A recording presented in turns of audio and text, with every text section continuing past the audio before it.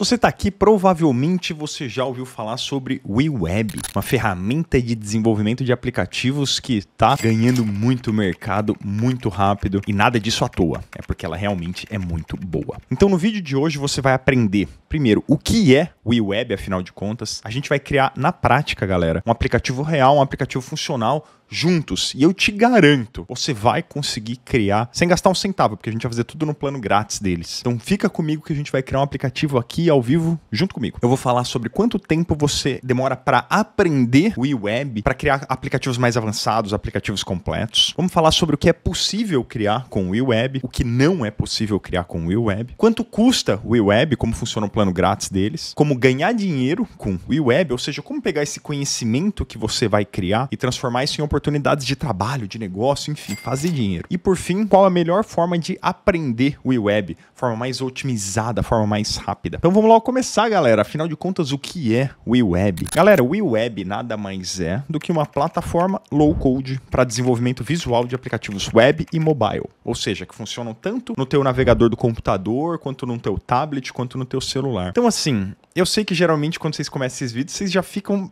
loucos para botar a mão na massa. Então vamos lá, galera, vamos direto para a ferramenta e aí a gente vai criar juntos um aplicativo aqui do zero. Aí depois eu volto aqui para contextualizar um pouco melhor, pode ser? Vamos lá então. Mão na massa então, galera, vamos lá. Primeira coisa, quais são os pré-requisitos para você conseguir fazer o que a gente vai fazer aqui hoje? Você precisa de um computador com internet. Ah, Renato, pode ser celular?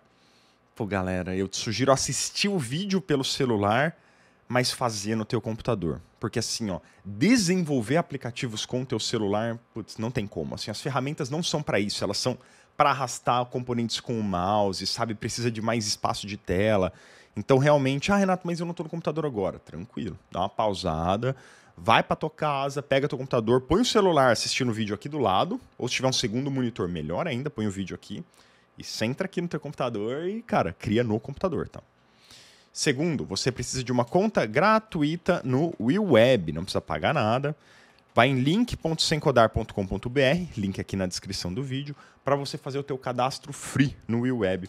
Isso aqui é um link de afiliado meu, pessoal, que um dia, se vocês quiserem ir para o plano pago do WeWeb, depois eu falo mais sobre plano grátis, plano pago, você vai ter 10% de desconto. Então já aproveita para se cadastrar aqui. E você vai precisar de uma conta gratuita no Supabase, que é o banco de dados que nós vamos utilizar para armazenar as informações do nosso aplicativo Lista de Mercado aqui. E aí você vai em supabase.com para criar a tua conta grátis no Supabase.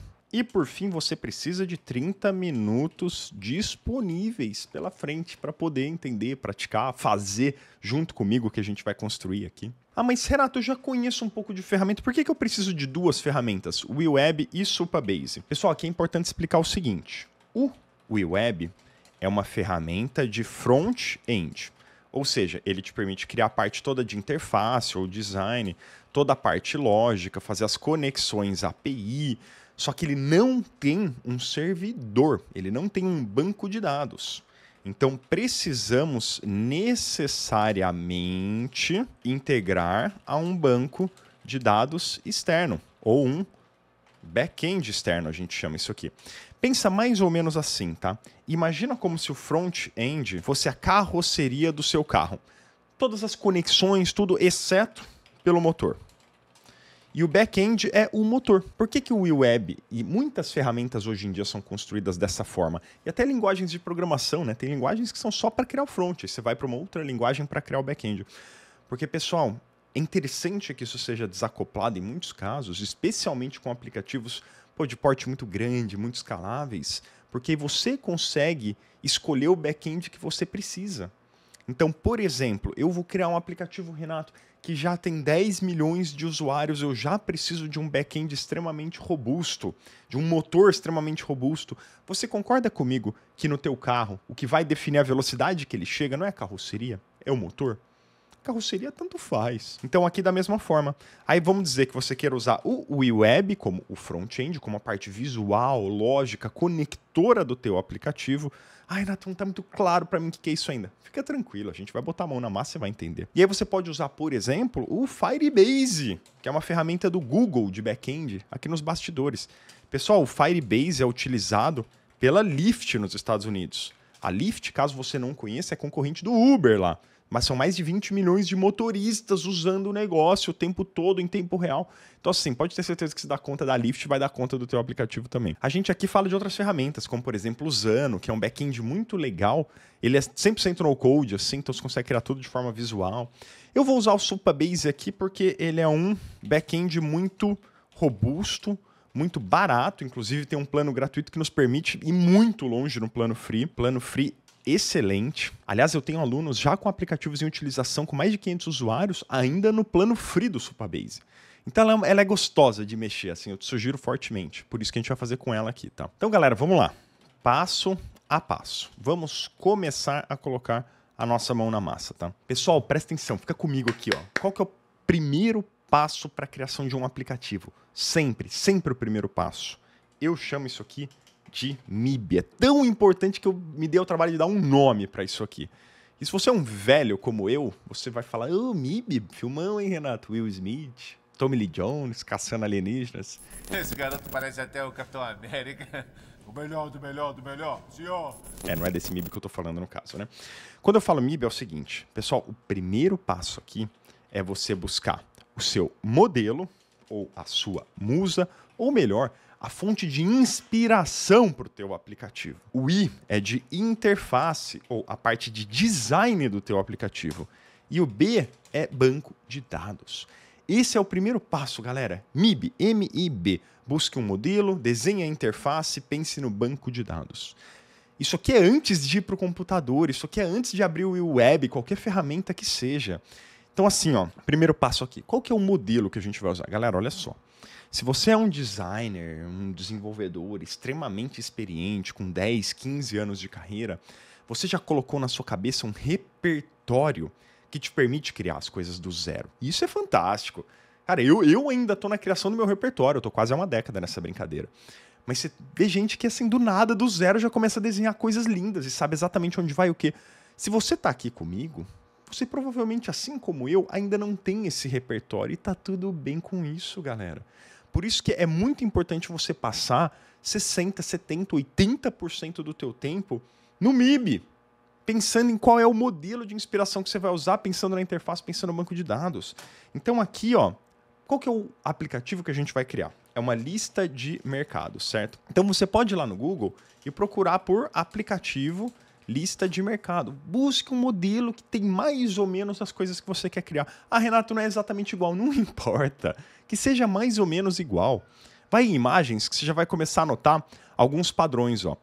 Olha só, aplicativo de lista de compras. Aquela lista de compras clássica que a gente já conhece, né? Itemzinho aqui, caixinha marcado. Itemzinho aqui, caixinha marcado. Itemzinho aqui, caixinha marcado. Só de fazer esse pré-estudo aqui, galera, olha só. Aplicativo de lista de mercado é tudo meio parecidão, assim, né? O ideal é você pegar e acessar algum deles e ir lá interagir com ele para ver como que ele funciona. Eu vou usar, pessoal, o Google Keep, porque o Google Keep é o que eu uso como lista de mercado, né? Então você vem aqui, vai em keep.google.com, se você quiser fazer também, clica aqui em nova lista, ó, e ele vai te dar uma nova lista. Então o que eu preciso comprar? Eu preciso comprar pão de trigo, picanha, alface, mortadela, frango e queijo, por exemplo. Opa! Criei os meus itens no banco de dados. Aí eu venho aqui e marco os que eu já comprei. O que acontece quando eu marco o que eu já comprei? Eu clico na caixinha, você vê que ele vem aqui para baixo e a caixinha fica marcada, né? E aí quando eu desmarco, ele volta aqui para cima. Pronto, galera.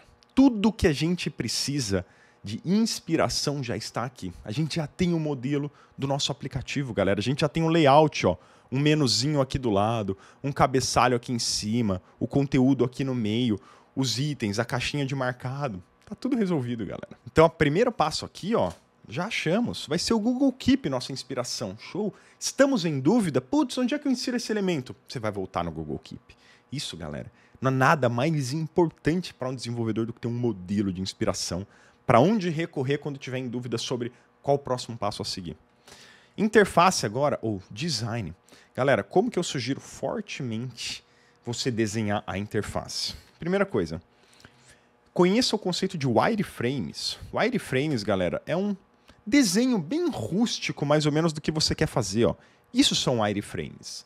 Sempre que você vai, eu trabalho como desenvolvedor, eu quero entregar um projeto para um cliente, você vai desenhar os wireframes, vai entregar isso aqui para ele, vai falar, é isso que você quer? Galera, o wireframe é um recurso muito poderoso. E assim, ó, onde é que você vai desenhar isso aqui? Ai, Renato, mas eu não conheço nenhuma ferramenta de design de wireframes, ou a ferramenta que eu vi é paga. Galera, para com a noia. Você vai desenhar isso aqui numa folha de papel. Você vai desenhar isso aqui na tua mão. Você vai desenhar isso aqui no box do teu chuveiro, se você quiser. Não importa onde. Quer ver? Vamos ver isso na prática? Nem tudo se resolve no computador, galera. Para isso a gente vai para o nosso querido e estimado bloco de notas. Então vamos lá. Desenhar isso na mão. Ó, galera, então vocês vão pegar literalmente qualquer folha de papel, rascunho, sulfite. Tem um bloquinho de notas desse aqui na tua casa. E aí você vai desenhar na mão qual é a interface, qual é a tela que você quer que o teu usuário veja. Então, olha só. Vamos desenhar um negócio muito parecido com o que a gente tem no Google ali, ó. A gente tem um menuzinho lateral aqui, onde aqui está o teu logotipo. Aqui estão várias opções de navegação. Aquele menu clássico que você conhece de 1 milhão de aplicativos diferentes. Aqui vai ter um cabeçalhozinho, geralmente com algumas opções também de lugares de navegação. Aqui um botão para você fazer cadastro, enfim, alguma coisinha assim. E todos esses botões aqui, pessoal, eles não vão nem ter funcionalidade. A gente vai criar só pela estética mesmo, tá? Só para desenhar a interface. Então, esse aqui vai ser o menu. Esse aqui vai ser o cabeçalho, ou barra de navegação. E aí, aqui sim estará o meu conteúdo principal.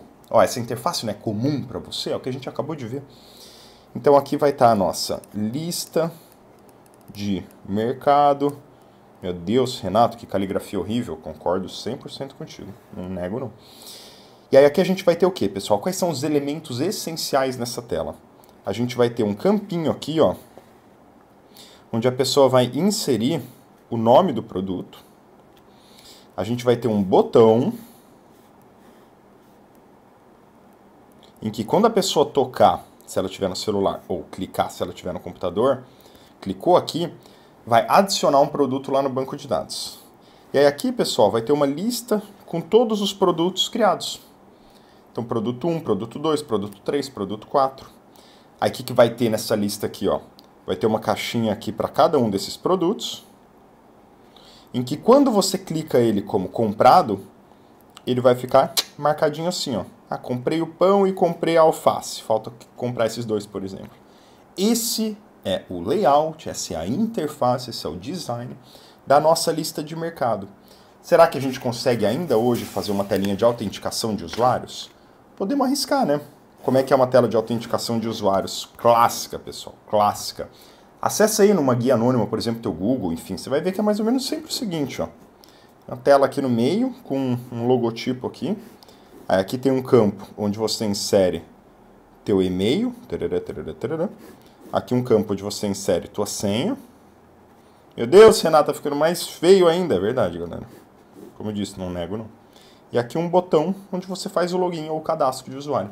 Isso é uma tela de autenticação de usuários, galera. Então, olha só que interessante. Só nessa brincadeira, a gente já sabe exatamente tudo que a gente precisa criar para ter as duas telas 100% funcionais do nosso aplicativo. Vamos voltar para o computador agora? Desenho concluído, galera. Então, desenho finalizado. Já temos o wireframe da nossa interface. Que show! E nem abrimos o web ainda. Você vê que coisa doida? Confia em mim, galera. Passa 90% do teu tempo no teu MIB, que é o tempo mais bem investido da criação do teu aplicativo. Por fim, banco de dados. Ah, Renato, eu não conheço banco de dados. Calma, relaxa, respira fundo. Se você já usou uma planilha uma vez na sua vida, você vai conseguir entender banco de dados. Então, olha só, abra uma planilha. Primeiro passo, tá na dúvida? Abre uma planilha. Criamos aqui uma planilha no Google, tá? Chama WeWeb Banco de Dados, show de bola, vamos dar um zoom nela. Pô, galera, planilha, você já abriu na sua vida, né? Pensa comigo, como que a gente estruturaria uma planilha para acompanhar os produtos que a gente precisa comprar para nossa casa? Seria mais ou menos assim, ó. Pão, queijo, alface, carne. Não, né? Você bate o olho aqui e acha, cara, que estranho. Não é assim. Como que seria uma planilha dessa? Pô, galera, é incentivo para você. Você vai primeiro desenhar as colunas. Então, cada coluna vai ter um tipo de valor. Qual que é a primeira coluna? Nome do produto. Aí aqui sim, galera, vai ter o pão, a carne, a alface e a picanha. E a segunda coluna é a outra informação que a gente precisa alimentar, que é a seguinte: tá comprado? Pão? Não tá comprado. Carne? Tá comprado. Alface não, picanha sim. Pronto. Concorda comigo, galera? Que isso aqui é como a gente estrutura uma planilha, isso aqui é como você faria? Isso é o nosso banco de dados. Então o que a gente tem aqui, ó? Aqui na planilha a gente vai renomear como produtos. A gente tem uma planilha de produtos com 2 campos, nome do produto e comprado. O que vai em cada campo desse? Aqui vai um texto e aqui vai um valor que é sempre sim ou não. Banco de dados modelado, galera. Isso aqui a gente já consegue extrair todas as informações que a gente precisa. Então aqui, ó, a gente vai ter uma tabela chamada produtos. Aí dentro dessa tabela a gente vai ter um campo nome do produto, do tipo texto, e um campo comprado, do tipo sim ou não, verdadeiro ou falso, ou, galera, na programação, a gente chama isso de booleano, tá? O que é um booleano? Booleano é quando é sim ou não. Só existe 2 possibilidades, 0 ou 1, verdadeiro ou falso, negativo, positivo, enfim. Esse é o nosso banco de dados, cara. Então, nosso planejamento do aplicativo foi realizado com sucesso. Invista o tempo que for necessário aqui, para que a gente possa finalmente passar para o segundo passo, que é o quê, galera? Agora sim a gente vai para o segundo passo, então, que aí sim, galera, vamos abrir o WeWeb. Aí agora a gente vai criar um novo projeto no WeWeb. Então, se você já criou a tua conta free no WeWeb, você vai cair numa tela mais ou menos como essa aqui. E aí você vai dar um Create or Duplicate Projeto, criar projeto, né? Quer usar algum template? Ele te pergunta. Então já tem, por exemplo, ó, um CRM, que é parecido com o Pipedrive, assim, aquele modelo de Kanban aqui, né? Um curso online, um formulário multipassos, um portal de empregos, um dashboard, um negócio tipo ChatGPT. Você vê que já tem bastante coisa aqui, né? Eu vou começar em branco, tá? Porque a gente desenha juntos. Como é uma interface muito simples e a gente já fez nosso wireframe no papel, vamos começar em branco aqui. E aí eu vou chamar de lista de mercado YouTube Live. E na linguagem eu vou botar português, que ele já seta como português aqui a nossa linguagem padrão. Criar projeto. Lembrando, galera, isso tudo é free, hein? Você não precisa pagar para nada. Esse projeto vai ser totalmente free. E aí vamos abrir o editor do projeto que a gente criou e temos o nosso aplicativo esperando para ser montado aqui, galera. Show de bola. Então a gente já está com a parte do WeWeb prontinha, tá? Próximo passo, vamos para o Supabase criar também um novo projeto. Então, você já deve ter criado a tua conta free no Supabase. E aí você vai cair numa tela mais ou menos como essa, talvez sem esses projetos aqui, né? Você só vai clicar em New Project, ou Novo Projeto. Escolha uma organização, a organização que você criou ali durante o processo de cadastro do Supabase. Nome, lista de mercado YouTube Live também. Escolha uma senha, gere uma senha. Opa, gerou uma senha, copiei. Deixa eu anotar essa senha aqui do lado, porque pode ser que eu precise dela depois. Região, ou seja, onde você quer hospedar o seu banco de dados, onde está mais próximo de você, para que os dados viajem o mais rápido possível, para não dar delay assim para o usuário, né? Para ficar um tempo de espera mais legal. Coloca São Paulo, é o mais próximo, imagino, de todos nós aqui, né? Criar novo projeto. Opa, aí ele fala assim, ó, configurando o projeto. Ó, estamos configurando seu projeto, aguarde um pouco, vai demorar alguns minutinhos aqui para terminar de criar o teu projeto. Não tem problema, a gente já pode partir para os próximos passos enquanto ele vai fazendo essa criação, tá?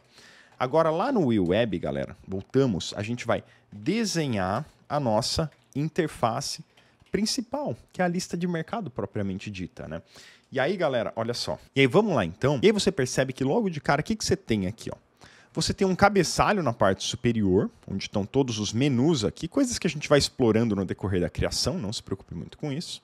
Por enquanto, pode voltar aqui para a aba de layout. Não sabe como voltar? Clica em alguma 2 vezes aqui, por exemplo. Ó. Abriu as bibliotecas? Fecha. Abriu os elementos? Fecha novamente. Ó. Essa aqui é a parte principal, tá? Clica aqui em layout.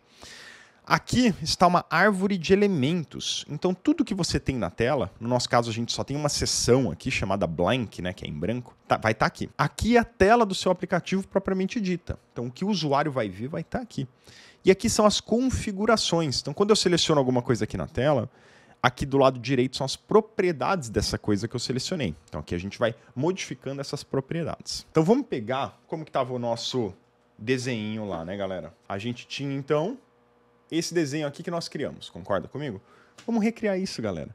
Então vem aqui em Add, que é adicionar, é onde você busca os elementos que você quer adicionar, tá?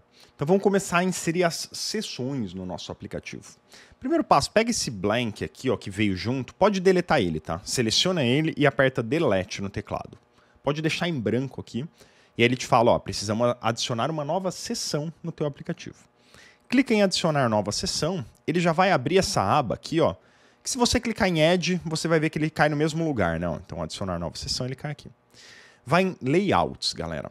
Aqui em Layouts, você vai começar a ver algumas coisas prontas que vão agilizar muito a nossa vida. Então, olha só. A primeira coisa que a gente precisava inserir, não é esse menu lateral aqui que a gente definiu, ó. Clica aqui em Side Menu, galera. Menu lateral em inglês. Opa! Aí ele pergunta assim, ó. Você quer incluir variáveis junto? Galera, variáveis é um conceito da programação que imagino que muitos de vocês já devem conhecer a essa altura, ou se não, também não tem problema. Mas é assim, para esse menu funcionar, ele precisa vir junto com algumas variáveis de lógica, né? Então, quais são as variáveis? Largura do menu e se o menu está aberto ou não. A gente vai ver um pouquinho mais disso mais para frente, não se preocupa muito. Mas pode deixar tudo marcado e clica em Place Component, que é posicionar componente. Ô, galera! Chegou o nosso menu prontinho aqui, muito parecido com o que a gente fez aqui, hein? Então agora a gente pode ir em Add e buscar também a navbar. A gente não tinha que colocar um cabeçalhozinho aqui, ó. Vamos pegar essa navbar, que é a barra de navegação, ou cabeçalho, incluir variáveis. Pode trazer junto, não tem problema. Vocês estão todos convidados. Oh, coisa boa, galera. Temos o nosso menu lateral e o nosso cabeçalho. O que falta, então? A gente tem 3 seções aqui, né? Ó. Menu lateral, cabeçalho e conteúdo. Então falta aqui adicionar. Olha, esse cara já está pronto aqui, só esperando ser clicado, galera. Content, que é conteúdo em inglês. Clicou e chegou. Eita, nós montamos a nossa tela, galera. Em quantos minutos? Pouquíssimos. Aí você vê que ele traz aqui um conteúdo e ele já fala assim, ó. Delete este bloco e substitua com o seu conteúdo. Então ele já está aqui esperando, redondinho. Mas, Renato, você só usou coisa pronta, você não falou que você ia criar do zero? Galera, olha só. Qual que é a essência, o pilar fundamental do low-code? Nós não reinventamos a roda. Então, assim, ó, se já existiram excelentes engenheiros, excelentes designers, criando coisas que funcionam maravilhosamente bem, por que raios de motivo a gente vai ter a arrogância de achar que a gente consegue fazer melhor do que eles?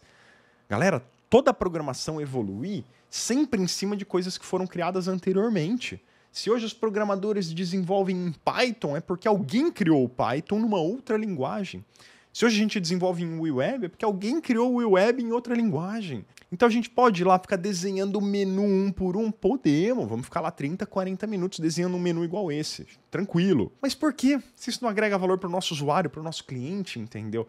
Então, galera, a essência do low-code, a gente não reinventa a roda, a gente pega coisas fantásticas, excelentes, que funcionam e que são bonitas e aplica para nós. Aplicamos para o nosso objetivo. Aí a gente reserva a capacidade cerebral não para ficar reinventando coisas que já foram inventadas. A gente usa a nossa capacidade cerebral para agregar valor para os nossos usuários e clientes, para pensar nos recursos que fazem do nosso aplicativo verdadeiramente diferenciado. E já temos aqui, galera, o menu lateral, o cabeçalho e o nosso conteúdo aqui. Show de bola. Você deve ter percebido aqui que tem 2 modos, né? Modo edição e modo visualização. Então, geralmente a gente está aqui no modo edição, que é o que te permite interagir com os elementos, e o modo visualização, que é o que te permite já realmente interagir com um aplicativo, como se você fosse um usuário mesmo, tá? Então voltamos aqui para o modo edição. E agora, galera, a gente já tem a interface principal redesenhada, né? Vamos desenhar a nossa aba de conteúdo, tá? Que vai ser a principal ali. Então o que a gente sabe que vai na nossa aba de conteúdo, galera? Olha para o desenho que a gente fez aqui, ó. O que tem na nossa aba de conteúdo? Vai ter o título do aplicativo, vai ter um textinho qualquer, vai ter um campo de entrada de dados, onde a pessoa vai digitar o nome do produto, vai ter um botão em que a pessoa vai clicar ou tocar para inserir o produto no banco de dados e vai ter uma lista com todos os produtos adicionados no banco. E dentro dessa lista vai ter o quê? Uma caixinha para marcar se o produto foi comprado e o nome do produto. Isso é a nossa aba de conteúdo. Então vamos lá? Então, ó, galera, aqui na nossa árvore de elementos do lado esquerdo, a gente já tem esse bloquinho aqui, placeholder, que ele chama, né? Ó. E aí dentro já tem esse texto. O que eu vou fazer? Vou fazer diferente. Eu vou deletar esse bloquinho. Ele é um placeholder block. Placeholder significa eu tô aqui só ocupando espaço para você encher com as tuas coisas, né? Então eu vou deletar ele. Aí esse container aqui, galera, eu vou pintar ele. Opa, olha só, eu vou lá nas propriedades. Eu vou pintar ele de branco. Então cliquei aqui, ó, em background, que é fundo, color, que é cor. Cliquei aqui para selecionar a cor e vou selecionar um branco. Pode ser vermelho, pode ser o que você quiser. Eu vou selecionar um branco, tá? Ó. Que é esse código FFFFFF que você deve estar vendo aqui, né? E aí, o conteúdo que está atrás desse container, eu vou deixar ele, background color, um cinzinha. Isso é um pouco mais comum hoje em dia, assim, né? Pode ser preto se você vai fazer um dark mode, é muito louco. Eu vou deixar um cinzinha que eu gosto muito, que é o F5, F8, FA. Você vai ver que ele é um cinzinha leve, assim, sabe? Opa, deixei aqui um fundinho cinza e o nosso container nem aparece aqui, porque ele não tem nenhum elemento ainda, né? Então ele não está nem ocupando espaço na tela. Mas tá, beleza. Agora eu vou pegar o nosso container e vou começar a adicionar elementos dentro dele. Então qual que é o nosso primeiro elemento adicional? O título do aplicativo. Vamos em adicionar, aí você vai lá em elementos, e aqui em elementos você vai achar alguns modelos de texto para você adicionar. Como, por exemplo, o texto, o heading. Galera, esses dois caras são a mesma coisa. A diferença é que o heading ele já vem maiorzão, assim, né? Ele é para um título mesmo. Então, vou pegar ele, clico, seguro, ó, tô segurando o mouse. Posso posicionar ele diretamente aqui, mas assim, na minha experiência, aqui é mais difícil de achar onde exatamente você quer botar o elemento, tá? Então, eu gosto de trazer ele aqui para a árvore de elementos, ó. Tô segurando o mouse ainda, tá? Então, opa, dentro do conteúdo tem o container, dentro do container, é aqui mesmo que eu quero posicionar, ó. Show. E aí eu clico 2 vezes nele e altero. Meu primeiro app no Web, show. Aí vou adicionar mais agora um texto comum, ó. Cliquei, soltei, opa, arrastei, né? E aí vou botar embaixo desse texto aqui. Esse é nosso primeiro aplicativo criado no Web, uma lista de mercado. Seja bem-vindo. Pô, Renato, mas que bela porcaria que você criou, hein? Coisa feia, feia, feia mesmo, galera. Por quê? Porque eu estou posicionando elementos dentro desse container. Ó, se quiser saber onde estão os elementos, clica nessa setinha aqui do lado do container para você mostrar, ó, tá vendo? Então a gente tem 2 elementos lado a lado. Mas não quero lado a lado, eu quero um em cima do outro. Seleciona o container, aí você vai descer aqui, galera, até layout, direção do layout, horizontal? Não quero as coisas horizontais, quero verticais. Agora sim, galera. Quero um em cima do outro. Não era assim que estava o nosso layout, ó?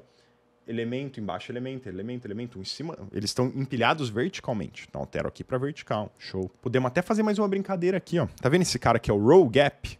Row significa linha em inglês. Gap, intervalo.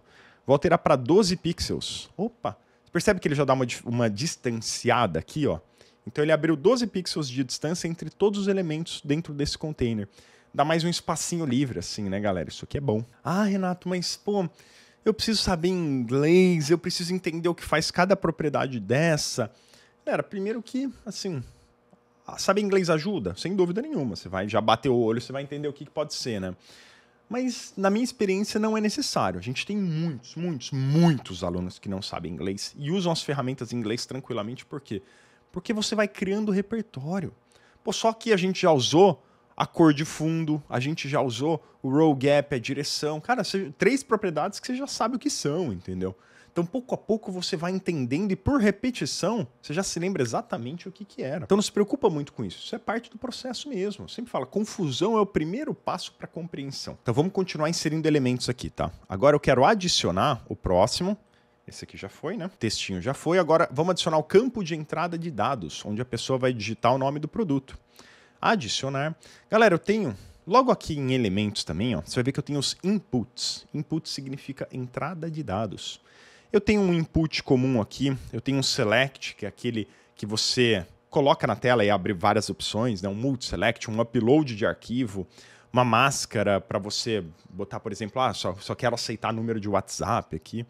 um selecionador de cores, de idioma, tem um monte de coisa. O que a gente quer é um input normal, porque vai só um texto, né? No entanto, eu já te convido a experimentar um negócio ainda mais legal que o WeWeb nos traz, que se você vier aqui em Input e Controls, aqui do lado esquerdo, ó, ele tem uns inputs, é a mesma função, só que mais estilizadinhos já. Então eu vou pegar esse cara que é o default aqui, que é o padrão, ó. Cliquei, segurei, vou jogar embaixo do texto, ó. Você vê que ele já traz o quê? Um grupinho em que tem aqui o título do que vai exatamente nesse campo, o campo propriamente dito, que é um input, e aqui um hint, que ele chama que é uma dica, né, pra gente deixar mais claro o que se espera naquele conteúdo, né. Então aqui eu já consigo preencher as informações para ficar mais claro. Olha só, eu posso substituir aqui por nome do produto. Aqui no input, eu posso vir aqui nas configurações dele e aqui alterar o placeholder, que é o textinho de espera, para nome do produto. E aqui em Additional Hint, que é a dica, clico 2 vezes e boto assim, ó. Exemplo, pão francês. Em alguns lugares é o famoso pão de trigo também. Então aqui já fica um pouquinho mais estilizado, entendeu? Show! Já conseguimos concluir o nosso campo de entrada. Agora um botão em que a pessoa vai clicar, tocar para inserir o produto no banco de dados. Vamos em adicionar, elementos. Temos aqui, ó, o botão. Como você está vendo, um botãozinho clássico, imagem, vídeo, número, tem um monte de coisa. Tá aqui o botão. Também te convido a conhecer essa aba de botões aqui, porque vai ter a mesma coisa, galera. Botões já pré-estilizados. Aí já tem um botão um pouquinho mais bonitinho aqui, ó. Vou arrastar ele. Fiz a primeira cagada, galera. Colei ele fora do nosso container, você percebeu? Então o que eu vou fazer, ó? Clico e arrasto ele de volta. Se você não sabe exatamente onde colar ele, ó, vamos dizer, eu posso colar aqui. Putz, ele ficou dentro daquele grupinho. Na dúvida, pode colar ele aqui em cima, ó, e aí depois você arrasta os outros, vai ajeitando, entendeu? Ah não, esse botão, na verdade, ele tem que vir, ó, esse grupo aqui em cima, esse texto aqui e esse texto aqui. Opa, o texto é errado. Ah, agora sim, meu primeiro app, esse é o nosso primeiro aplicativo, aqui vai o nome do produto, aqui está o nosso botão. Show de bola. Aí aqui no nosso botão, galera, eu posso clicar 2 vezes aqui e botar adicionar produto, que é o que eu quero que esteja no botão. E aí, o que eu quero dizer com um botão que já vem estilizado? Ele já vem com os iconezinhos aqui para ficar mais bonitinho, né? Então, eu vou selecionar esse ícone aqui. Aí eu posso vir aqui nas propriedades dele, ó, clico no ícone, pego uma biblioteca... Aí aqui tem várias bibliotecas de ícones que a gente pode usar, né? Vou procurar aqui por Shop, que é de compras, e vou procurar se tem alguma das bibliotecas... Opa, já tem um carrinho de compras aqui, ó.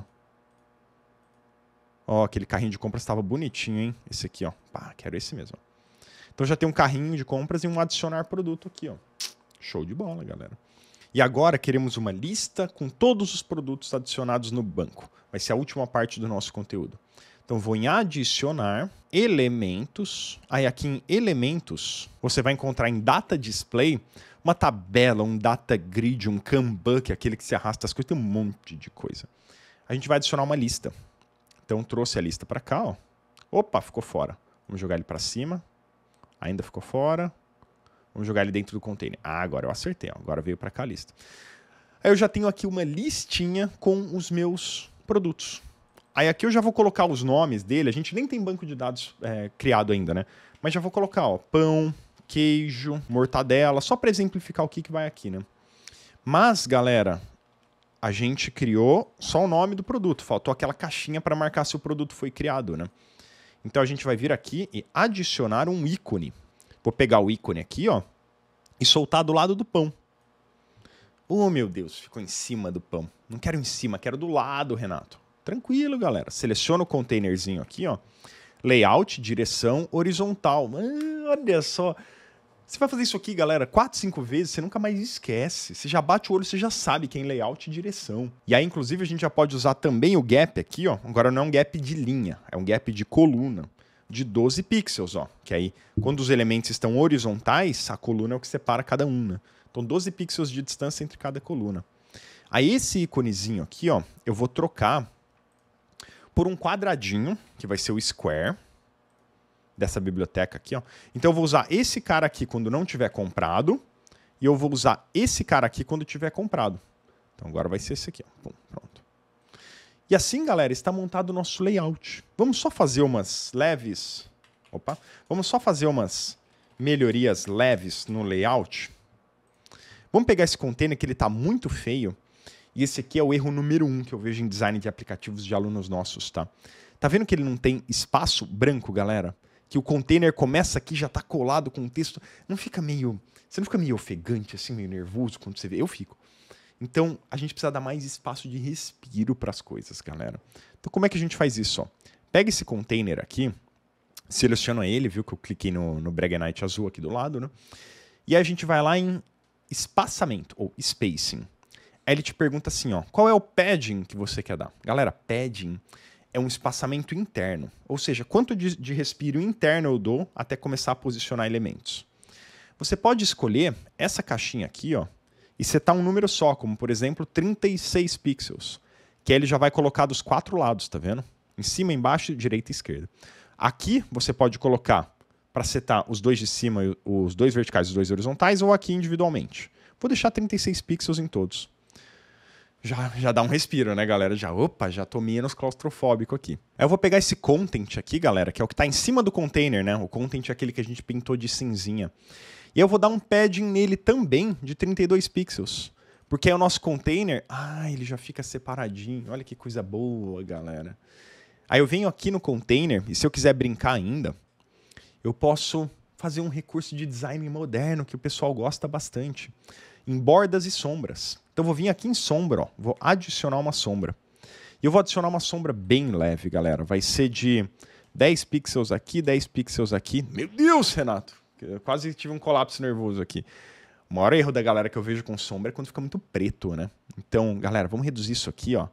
A intensidade, ele tá preto, beleza, mas a opacidade eu vou reduzindo até 5%. Tem que ser muito pouco, galera. Tá vendo que tá 0,005 aqui no final? 5%. Olha, 10% se quiser forçar muito a barra. Tem que ser levinho, levinho, galera. Levinho. Foi. Wild 10, né? Isso aí, galera. Sombrinha sutil, ó, tá tranquila. Até um pouquinho mais pesado do que eu faria ainda. Deixa 6 aqui que tá ótimo, vai. Show, sombrinha leve, tá de boa, né, galera? E mais um ajustezinho aqui, ó. Vamos pegar, galera, esse grupinho que eu tenho aqui, ó, e vamos dar mais um fôlegozinho para ele. Então vamos colocar uma margem na parte de cima dele, de uns 24 pixels. E vamos pegar esse botão e colocar uma margem na parte de baixo dele, embaixo aqui, tá vendo, ó, de 24 pixels também, ó. Opa, já dá um fôlegozinho um pouco maior, né, galera? Então tá beleza, agora já tá massa aqui. Com isso a gente tem, então, o nosso layout criado aqui na interface principal, galera. Renato, mas não gostei de como é que ficou. Eu acho que tem que mexer em outras coisas, galera. Olha só. Existe uma característica muito comum que eu percebo nos meus alunos que dão certo, que decolam no aprendizado, e os que não dão certo. Basicamente é que os alunos que dão certo, eles são cientistas malucos. Eles assumem para si essa coisa de, cara, eu preciso testar, preciso fuçar, porque no pior dos casos, beleza, vai estourar um negócio aqui, eu começo de novo, eu volto, refaço, tá tudo bem, galera. Não vai explodir tua casa, não vai explodir teu computador, tá tranquilo. Então assim, galera, experimenta um outro botão aqui. Ao invés de um botão, testa um ícone se você quiser. Pinta esse botão de vermelho. Faz o que você quiser. Testa o que você quiser e vê o que acontece, porque em último caso, você vai clicar nessa setinha aqui, ó, ou vai apertar Ctrl Z no teu teclado e vai desfazer. Igual eu fiz, ó, não pintei de vermelho, não gostei, Ctrl Z, pronto, voltei. Tá tudo bem, galera, tá de boa, entendeu? Então teste as coisas. Não gostou desse posicionamento? Testa horizontal. Testa esse negócio aqui. Os meus alunos que dão certo, eu percebo que é muito isso. Eles falam exatamente isso. Eles falam, Renato, eu sempre vou assistindo as tuas aulas, mas eu nunca faço exatamente o que você está fazendo para não ficar preso. Eu vou fazendo leves variações. Se você escreve X, eu escrevo Y. Se você pinta de azul, eu pinto de vermelho. Brinque, galera. Seja um cientista maluco. Confie em mim. Isso aqui é o que vai te levar muito longe. E podemos, então, passar para o próximo passo, que vai ser o quê? Agora a gente vai lá para o nosso banco de dados do Supabase, criar a nossa tabela de produtos. Então voltamos lá no Supabase, com certeza já vai estar criado a essa altura do campeonato, né? Você vai aqui do lado em Table Editor, ou editor de tabela, tá? Não há nenhuma tabela disponível. Claro, não criamos, né? Então vamos clicar em criar uma nova tabela. O nome dessa tabela vai ser Produtos. Vamos habilitar o nível de segurança de linha? Galera, por enquanto não, porque a gente não vai lidar ainda com aplicativos multi-empresas, que é onde o usuário se autentica e o usuário só pode ver os dados que ele próprio criou. Então, por enquanto, desabilita esse RLS aqui, ó, tá? Ou seja, a tabela vai ficar pública, tá tranquilo. Depois a gente brinca mais com isso aqui. Então é só isso que você precisa preencher aqui, ó. Produtos, desabilita, e aí vamos para as colunas. Ou seja, quais são os campos que vão ter na tua tabela. A gente já falou sobre isso, né, galera? A gente já sabe que só precisamos de 2 campos. Nome do produto e o comprado. Então, ó, ele já trouxe 2 campos aqui, que é o ID do produto, tranquilo. A data de criação do produto, tá tudo bem. Vamos adicionar uma nova coluna, que vai ser nome, underline, produto. Chame como você quiser, seja um cientista maluco. Vai ser do tipo... Qual tipo vai ser, hein? Número inteiro. Galera, aqui tem uma cacetada de coisa. Isso tudo a gente explica mais a fundo lá na comunidade. Não se preocupe com isso. Só selecione texto, tá? Que é um texto livre que você pode digitar. E aí, você pode adicionar uma nova coluna. Eu não vou adicionar aqui, eu vou adicionar depois só para você ver que você não precisa decidir tudo aqui, tá? Vou dar salvar. Opa, criou a nossa tabela produtos. E aí eu já posso aqui mesmo adicionar uma nova coluna, tá vendo? Ó, cliquei. Eu vou adicionar uma nova coluna chamada comprado. Qual que vai ser o tipo? Número inteiro, texto, tarará. Opa, tá vendo bool aqui embaixo? Ó? Booleano lógico, verdadeiro ou falso. É isso que eu quero. Salvei. Então aqui, galera, eu já tenho a minha tabela criada com o nome do produto e comprado. E aí aqui você já pode até fazer o seguinte, ó. Crie alguns produtos de teste no próprio Supabase, ou seja, na própria tabela, tá? Então você vai vir aqui em inserir uma nova linha, um novo row, um novo item. Aqui a gente não estava inserindo, ó, cada item numa linha. Então é isso aí, você vai inserir uma nova linha. ID, automaticamente gerado, ó. Deixa assim, tá tranquilo. Criado, tá tranquilo. Nome do produto. Opa, nome do produto vai ser pão francês. Ah, Renata, aqui é pão de trigo. Não tô nem aí. Comprado. Falso. Não tá comprado ainda. Opa, já foi adicionado nosso pão francês aqui. Vamos adicionar mais um, então, só para teste. Agora vai vir a picanha. E a picanha já está comprada, não pode faltar. Então, galera, a gente já tem o nosso banco de dados criado e populado. Olha só que coisa boa aqui no Supabase. E agora podemos ir para o próximo passo, que é lá no Will Web, configurar a integração com o Supabase. Eu preciso conectar esses 2 caras, né? Como é que eu faço isso? Vamos para o Will Web, plugins, data sources, que são fontes de dados. Ou seja, de onde você quer puxar os dados que você vai usar no teu aplicativo, Renato? De uma API qualquer, do Zano, do Supabase, do Airtable, de uma Google Planilha, olha só, de um banco de dados SQL, já 1000 coisas aqui. Supabase, obviamente, né?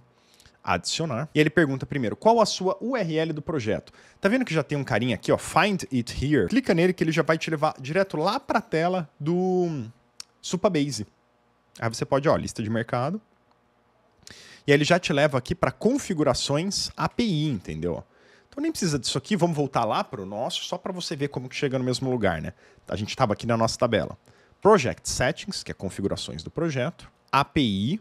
Opa, aqui eu peguei as informações. Então essas informações aqui, ó, você pega no Supabase em Settings, que são configurações, API. E aí pegamos então o quê? A nossa URL do projeto. Copiei. Aí ele me pergunta qual a sua URL do projeto. Colei, Ctrl V. Qual a sua chave pública de API?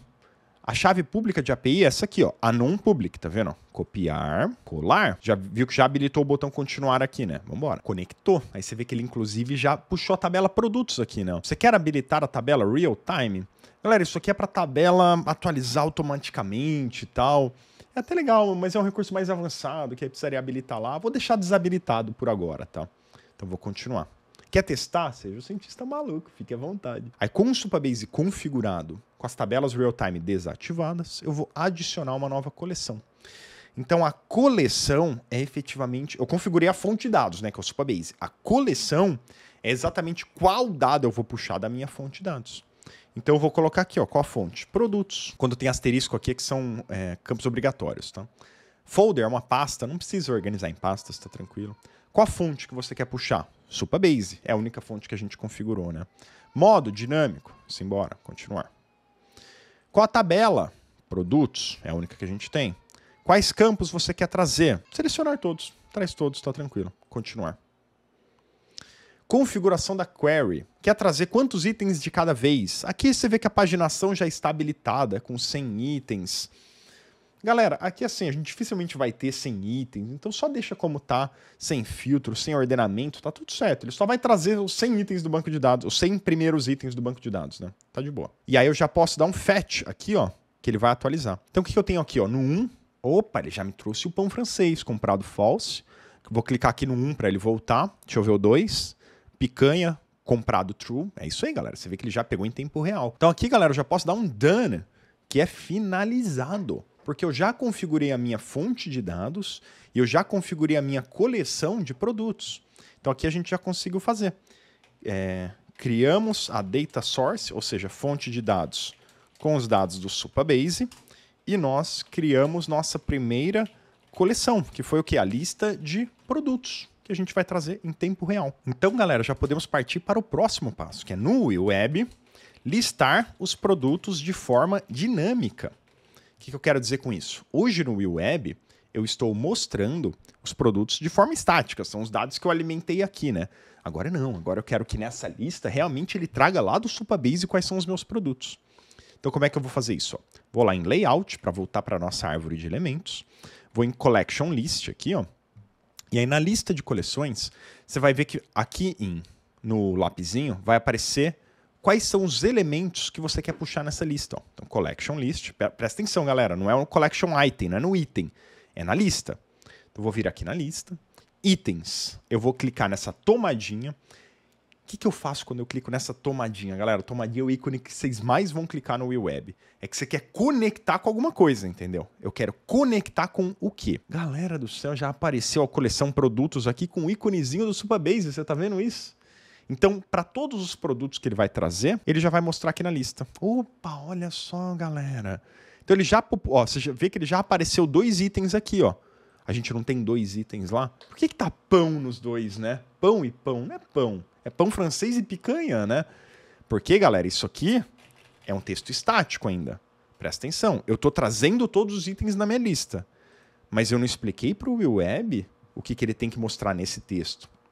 E é o que eu sempre falo. O WeWeb, as ferramentas no-code, elas fazem tudo o que você pede para fazer. Não fazem nada do que você não pede para elas fazerem. Então, você clica aqui no texto, ó. E clica, qual é o texto que eu quero mostrar aqui? Clica na tomadinha, eu quero conectar. Quero conectar com o quê? Você vai ver que ele já está trazendo ó, um item.data, ou seja, os dados do item que ele trouxe lá do Supabase. Quer mostrar o comprado dele? Não, quero mostrar o nome dele. Então só clica aqui no nome produto. Ó. Ele próprio já vai montar item, data, nome produto. Olha só, galera, dá um visualizar aqui, ó. Eu já tenho o pão francês e a picanha, que coisa boa, né? Então, se eu vier aqui no Supabase, lá no meu editor de tabela, de novo, for na minha tabela produtos e inserir um novo produto, como por exemplo, alface, que eu não comprei ainda, aí eu volto aqui no WeWeb e eu dou um atualizar os dados, ó, recarregar dados. Você vê que ele não atualiza sozinho, porque assim, pô, o teu aplicativo WeWeb está aqui, o banco de dados do Supabase está aqui. Mas como é que o WeWeb vai saber que tem coisa nova lá no banco de dados, entendeu? Isso a gente até poderia fazer funcionar com real time, mas não precisa, porque basta a gente recarregar os dados aqui, ó. Cliquei em recarregar, pronto. Aí ele foi lá no Supabase e buscou de novo os dados, aí você vê que a nossa alface já aparece, galera. Então o que nós fizemos aqui, basicamente? Nós fomos na Collection List, definimos que os itens a repetir era a coleção produtos. E aí no textinho dentro do item, definimos que mostraríamos o nome underline produto. E aí já podemos partir, galera, para o próximo passo, que é novamente no WeWeb. Vamos agora cadastrar o produto no banco de dados. Aliás, vamos marcando as coisas que a gente já fez aqui, né, galera? Vai ficando tão mais claro, né? Bora, minha sanidade agradece. Então vamos cadastrar o produto. Como que a gente vai fazer isso?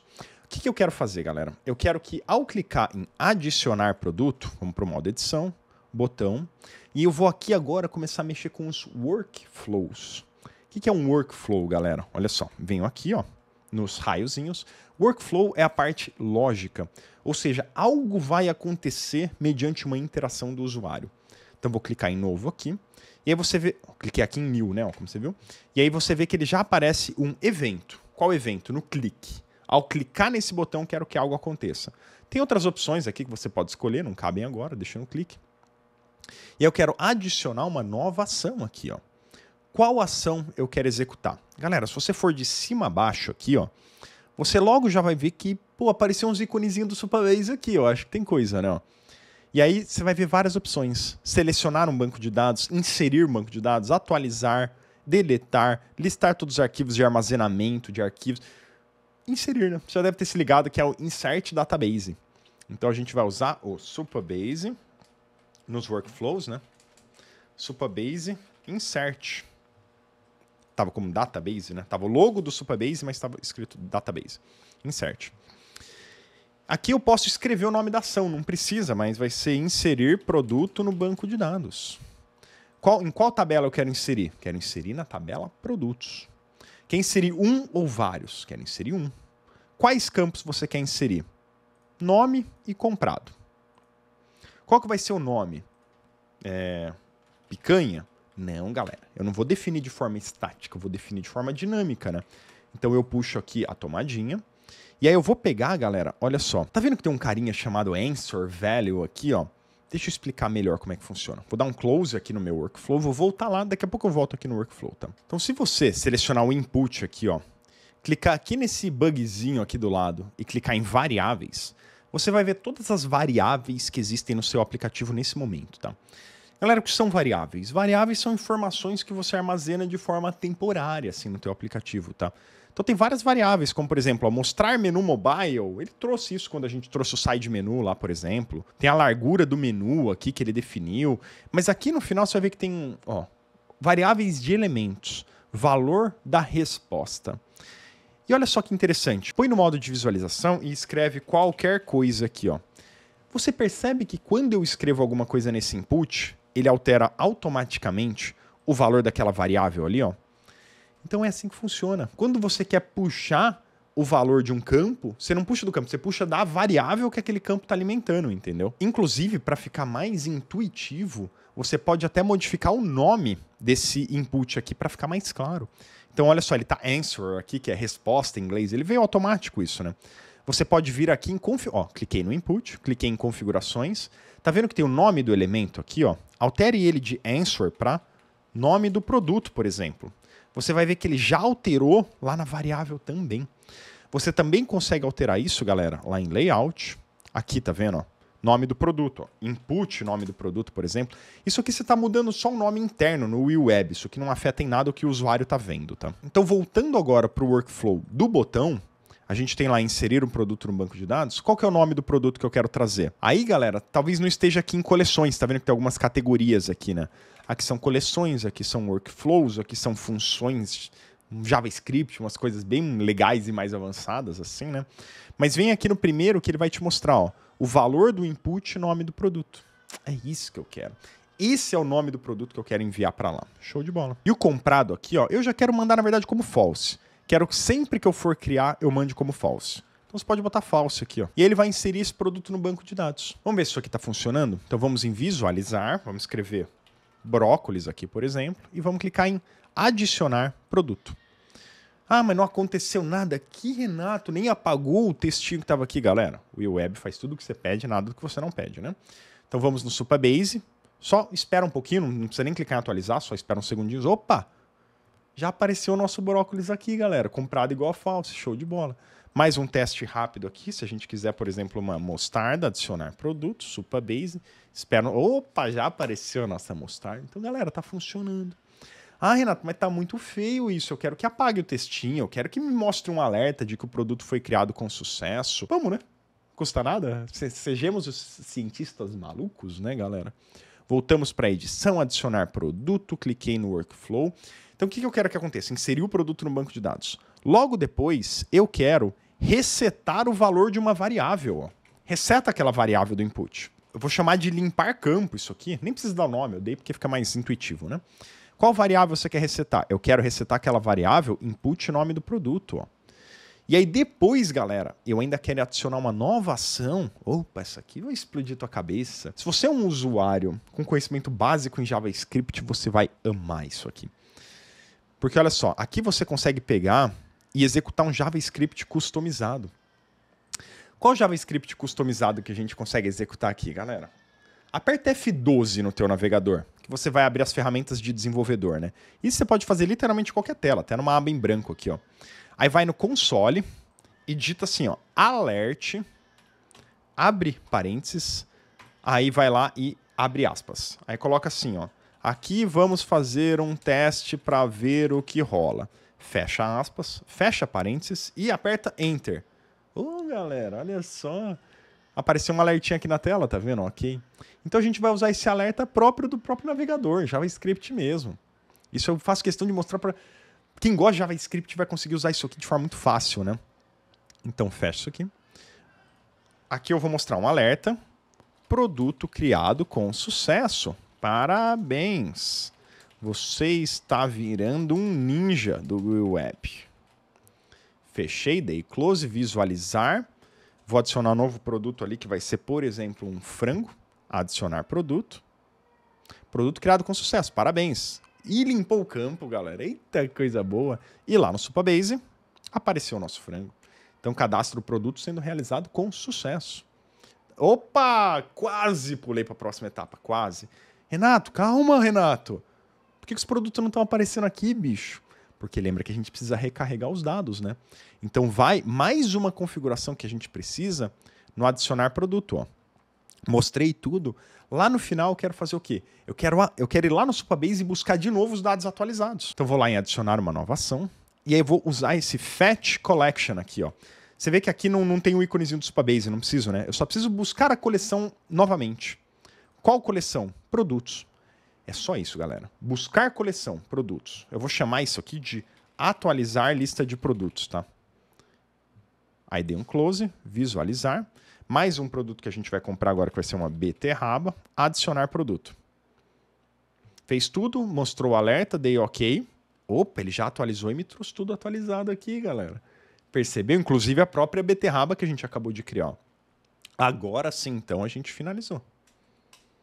Então, nós cadastramos o produto com um insert, nós resetamos o valor da variável para limpar o campo, nós criamos um alerta em JavaScript e nós demos um Fetch Collection para atualizar os dados. E assim temos o cadastro de produtos sendo feito com sucesso lá no Supabase. Nossa integração está indo longe. Agora, galera, a gente precisa mostrar quando o produto está comprado.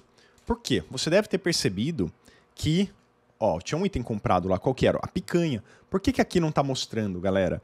Porque o Web faz, já sabe, né? Então vamos lá para o modo edição. E aí essa caixinha aqui, galera, ó, seleciona a caixinha. Qualquer uma que você selecionar, você já está selecionando todas, na verdade, porque é uma lista em tempo real isso aqui, né? Vai no lapisinho. E aí, olha só. O que eu tenho aqui, galera? Um ícone que é a caixinha, o quadradinho, né? Ó, que se chama FA-Square.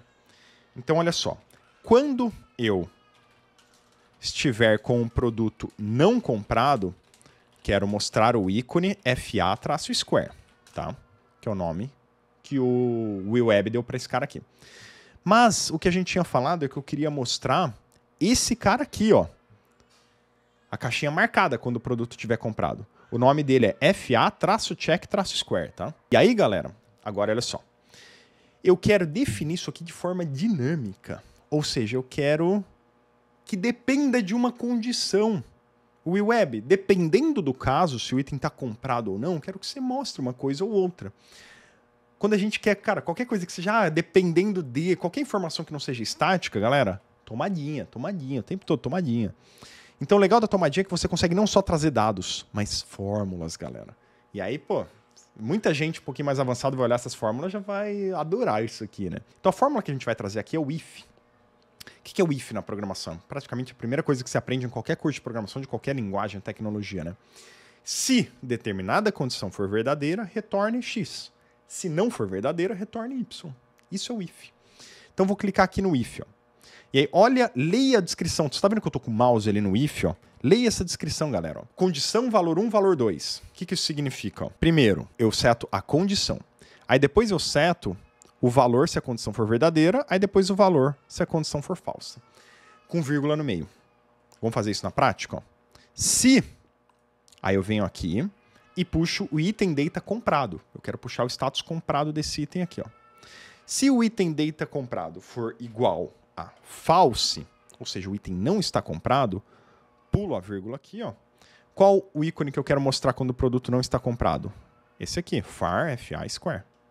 Entre aspas, né? E se essa condição não for verdadeira, ou seja, se o item estiver comprado, Aí eu quero far, FA, check e square. E aí, galera, vou fechar isso aqui, vou dar um visualizar. E olha só a picanha aqui, galera. E se eu for lá no Supabase e marcar mais um item como comprado, como por exemplo a beterraba agora virou true, aí eu venho aqui e atualizo os dados, ó. Opa, a beterraba já apareceu aqui como comprado. Então dessa forma a gente consegue mostrar quais itens estão comprados. Então a gente usamos a fórmula if no ícone para verificar se o comprado é igual a false e definimos qual o ícone a exibir de acordo com o resultado do if. Agora, galera, a gente vai fazer o quê? Vamos marcar o produto como comprado quando a gente clica nele. Então, como é que a gente vai fazer isso? Ó, voltamos para a edição. E aí eu venho aqui e seleciono o item, né? Ó, quando eu clico nesse grupinho do item aqui, quero executar um workflow. Qual workflow eu quero executar? Adiciono uma nova ação. Eu vou fazer um update. O que é um update, galera? É atualizar um dado no banco de dados. Ou seja, eu não quero criar um novo dado, eu quero atualizar um dado que já exista, tá? Beleza. Então, marcar como comprado. Vou chamar aqui, ó. Qual a tabela? Produtos. Qual o ID? Qual é a identificação desse produto que eu quero puxar? Tomadinha, item data ID, ó. Ele já tem aqui gravado a identificação, tá vendo? Vou só mandar essa mesma identificação. Qual campo eu quero atualizar? Campo comprado, ó. Eu quero que vire o quê? True? Eu quero que vire false? Depende, né, galera? O que eu quero? Tomadinha. Se depende é porque é tomadinha, ó. Então eu vou puxar de novo um if. Então aqui, galera, posso fazer um if? Posso fazer um if de novo, mas tem uma forma diferente de fazer. Olha só que interessante, ó. Eu posso puxar o comprado aqui, ó. Pô, Renato, mas se já tá false, eu vou mandar false de novo. Você só coloca, galera, uma exclamação antes. Porque em JavaScript, quando você bota uma exclamação, é que você tá invertendo o valor que veio pra frente, entendeu? Então, exclamação comprado significa o exato oposto disso, sacou? Então, se tiver false, eu vou mandar o oposto, que é true. Se tiver true, eu mando o oposto, que é false. Vamos ver se isso vai funcionar na prática? Opa! Ainda não. Logo depois, você sabe que a gente precisa dar um fetch de novo, né? Para atualizar essa coleção. Qual coleção eu quero atualizar? Produtos. Então, atualizar a lista de produtos. Fechei, visualizei. Vamos ver se dá certo. Quero marcar o pão francês como comprado. Opa, ele marcou. Quero marcar a mostarda como comprado. Marcou? Ô, galera, que coisa boa. No entanto, o que não está muito intuitivo? É que quando eu boto o mouse, ele não muda o ponteiro do mouse. Estranho isso, né? Volto para a edição, vou aqui no item e eu consigo configurar aqui, galera. Clica no lapisinho, vai lá para o final. Aí você vai ter aqui, ó, cursor, efeitos cursor, tá vendo? Pode colocar o cursor como... Você vai ver que tem várias opções aqui, né? Tá na dúvida? Procura assim no Google, ó, CSS cursor. Lembre-se, galera, todas essas propriedades que a gente está falando aqui, ó, são propriedades CSS, tá? Se você conhece CSS, vai ter muita facilidade, inclusive. Então, aqui ele já te mostra quais são todos os cursores. Olha só, o default é esse, contexto menu, help, pointer, ó. O que a gente quer é o pointer, que é o de clicar, né? Então é pointer, ó. Tem vários outros também, mas enfim. O que a gente quer é o pointer. Opa, vamos visualizar. Ah, agora sim, ó, já fica com cara de botão, tá vendo? Alface, brócolis, desmarquei a mostarda, desmarquei a picanha e por aí vai, galera. Então, olha só, ele tá marcando os produtos como comprado ou não comprado. Desmarca a beterraba, funcionando direitinho, galera. É isso aí. E se a gente for no Supabase, a gente vai confirmar, né? Ó, que tá só o quê, ó? Os true, pão francês, alface e brócolis, né? Pão francês, alface e brócolis. É isso aí. O que tá meio confuso assim, né, galera? Ordenamento. Então, pô, tem que aparecer, olha só como que é no Google, ó, os produtos não comprados em cima e os comprados embaixo. Como que a gente faz isso, galera? Vamos lá. Então agora, galera, a gente vai reordenar os produtos para pegar primeiro os não comprados, depois os comprados. Isso a gente pode fazer de várias formas. Assim como o Google fez aqui, né, ó. A gente pode fazer da seguinte forma. Podemos fazer esse ordenamento diretamente por aqui. Então, eu pego a minha lista e eu venho aqui, ó, e uso a função. Aqui embaixo vai ter uma função chamada sort, que é ordenar. Essa é uma forma legal de fazer via fórmula, né? Só que a gente pode fazer isso também lá direto na busca da coleção do Supabase. Então eu vou lá em Data Collection Produtos, é aquela coleção de produtos que a gente trouxe. E aqui na configuração da query, eu posso usar o sort para adicionar um ordenamento. Eu quero ordenar pelo comprado. Vou salvar e testar. Vamos ver se já deu certo aqui, ó, visualizar. E já deu certo, galera. Ele já trouxe primeiro os não comprados e depois os comprados.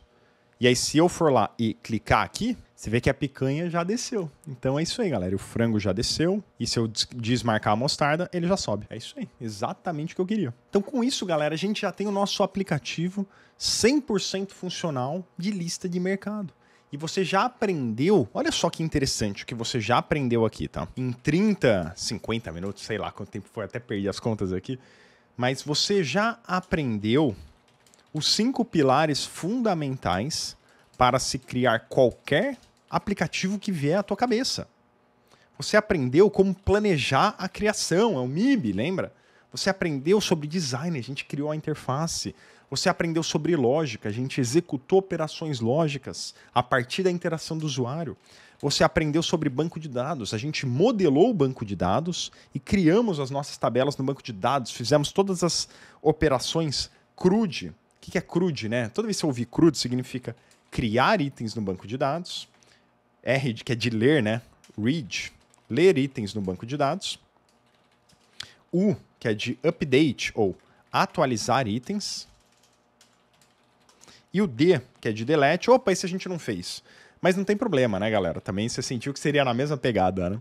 Basicamente, para deletar um item, bastaria a gente enviar um ID do item na ação delete lá do Supabase. Então a gente fez tudo isso aqui e a gente ainda fez integração API com um serviço externo, que no nosso caso foi o próprio Supabase. Então a gente interagiu com o serviço externo via APIs. Essa API estava por trás ali daquela configuração interna do Supabase, mas ela está por lá.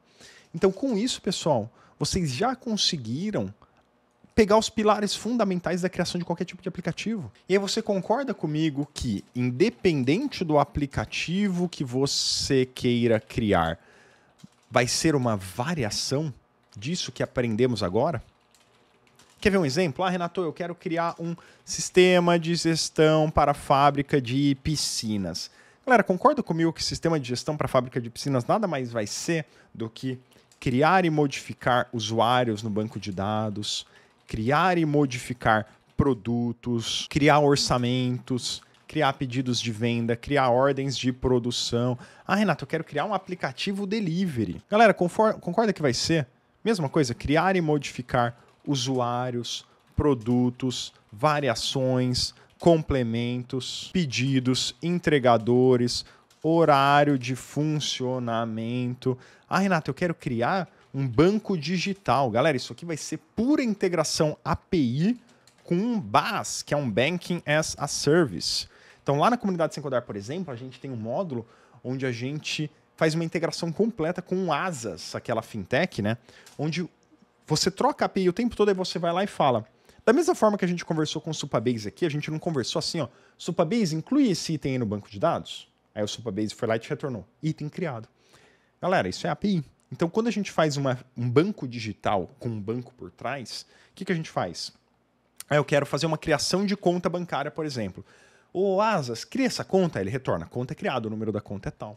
Ô Asas, pega essa conta e cria uma chave Pix tal para ela. Ô Asas, emite esse Pix. Ô Asas, emite esse boleto. Paga essa conta. Emite cartão. Você faz qualquer operação, você criar um banco digital usando nada mais do que variações disso que você aprendeu agora. Ah, Renato, mas como eu transformo isso num aplicativo multi-empresas ou multi-tenant?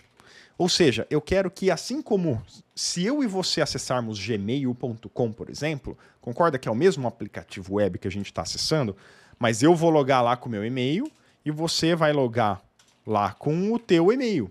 Você vai ver só os teus dados e eu vou ver só os meus dados. Poderíamos fazer isso na lista de mercado? Tranquilamente, galera. Por que não fizemos? Porque senão ia mais uma meia hora no nosso tutorial, né? E não é o nosso foco aqui tão a fundo, e sim te mostrar as funcionalidades mais básicas. Mas o Supabase já está totalmente preparado também para fazer esse cadastro e autenticação de usuários, para você conseguir associar os produtos a cada usuário, de forma que se eu logar lá, eu só vou ver os meus produtos, e se você logar, você só vai ver os teus produtos. Então, conseguiria tranquilamente criar um aplicativo multi-empresas no WeWeb. Ah, Renato, como eu faço para publicar o aplicativo? Galera, o WeWeb cria aplicações web e PWA. PWA são Progressive Web Apps. Ou seja, são aqueles aplicativos que você consegue abrir no computador, no tablet, no celular, sempre por meio de um navegador. E aí, inclusive, quando você abre num navegador, você consegue colocar para aparecer aquela opção de adicionar para a tela inicial. Você já deve ter visto isso em vários aplicativos web, né? E aí ele vai para a tela inicial e a partir dali ele abre como se fosse um aplicativo nativo. Então ele já está publicado, então ele vai funcionar normal. Só que assim, ó, tudo que a gente fez aqui, só você consegue visualizar. Para publicar comercialmente, ou seja, para eu ir lá e publicar no meu app.com.br, por exemplo, ou meu app.semcodar.com.br, enfim. Aí você precisa ir para o plano pago do Will Web, que depois eu vou mostrar. Como que essas ferramentas funcionam, pessoal? Elas liberam um plano free para você testar, criar, aprender, e depois você vai para o plano pago para poder lançar comercialmente o teu aplicativo. A gente vai falar de preço daqui a pouco. Ah, Renato, quero publicar na Play Store e na App Store. Consigo? Consegue, galera. Qualquer PWA pode ser publicado nas lojas por meio do que eles chamam de WebView. Então, se você quiser, procura no YouTube pelo meu vídeo que é assim, ó, como publicar aplicativos. Renato Assi. Procura assim no YouTube que você vai achar. Eu não vou nem marcar aqui porque, sinceramente, assistir isso agora vai ser só perda de tempo. Então, pô, foca aqui, depois você assiste ele, mas saiba que sim, dá para publicar na Play Store, na App Store, qualquer tipo de aplicação web, tá? Mas aí consigo utilizar recursos nativos? Alguns sim, alguns não. Por exemplo, câmera, sim, GPS, sim, armazenamento offline, ou seja, funcionar quando está desconectado? Aí não. Funcionamento em segundo plano? Aí não, que é o quê? Quando você está com o celular no bolso, tela apagada, ele funcionando ainda? Também não. Aplicativos web não funcionam com esses recursos nativos, funcionam com esses. Então, nesses casos, eu vou te sugerir uma outra ferramenta que se chama Flutterflow, que inclusive aí sim a gente tem tutoriais mais densos sobre ela, tudo. Ela é muito boa para apps nativos que precisam desse tipo de recurso nativo, tá? Então o Will Web vai ser muito para aplicações web mesmo. Ah, Renato, e eu consigo estender as funcionalidades do Will Web? Então vamos dizer que eu preciso inserir um gráfico, preciso inserir uma interface muito louca, preciso inserir uma loucura qualquer. Galera, sempre vai conseguir. Por quê? Porque o Will Web, ele tem uma integração muito colada com JavaScript. Inclusive, você consegue integrar pacotes NPM, galera.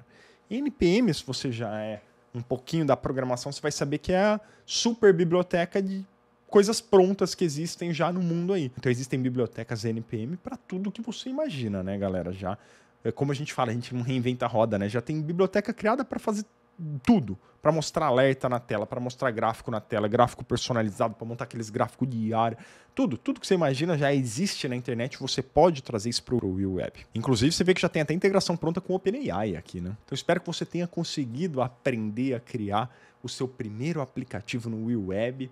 Espero que tenha conseguido entender bem como funciona essa dinâmica aí. E agora voltamos lá para os conceitos. Então, turma, voltando aqui agora, provavelmente deve ter ficado claro para você que praticamente tudo que você cria com programação tradicional, escrevendo linhas de código, você cria também com o Will Web. Eu vou te explicar o porquê disso. Olha só, aqui eu vou explicar um conceito um pouquinho mais técnico de programação, mas eu te prometo que você vai entender, fica comigo, que vai valer a pena você ter esse conhecimento aqui, tá? Como que funciona o teu computador, o teu notebook, o teu dispositivo, enfim. O hardware, que é a parte física do teu computador, ele só entende um idioma. Ele não entende JavaScript, ele não entende Will Web, ele não entende Python, ele não entende nada disso. O único idioma que ele entende é o binário, é aquele 010101 que você com certeza já deve ter visto em filme, já deve ter ouvido falar por aí. Ou que eles chamam também de código de máquina. Só para você ter ideia, todo curso de programação começa com o seguinte desafio. Escreva Hello World, que em inglês é Olá Mundo, na tela. Esse é sempre o primeiro desafio de qualquer curso de programação. Para você escrever isso em binário, ou seja, em código de máquina, é isso aqui que está na tela que você vai ter que redigir.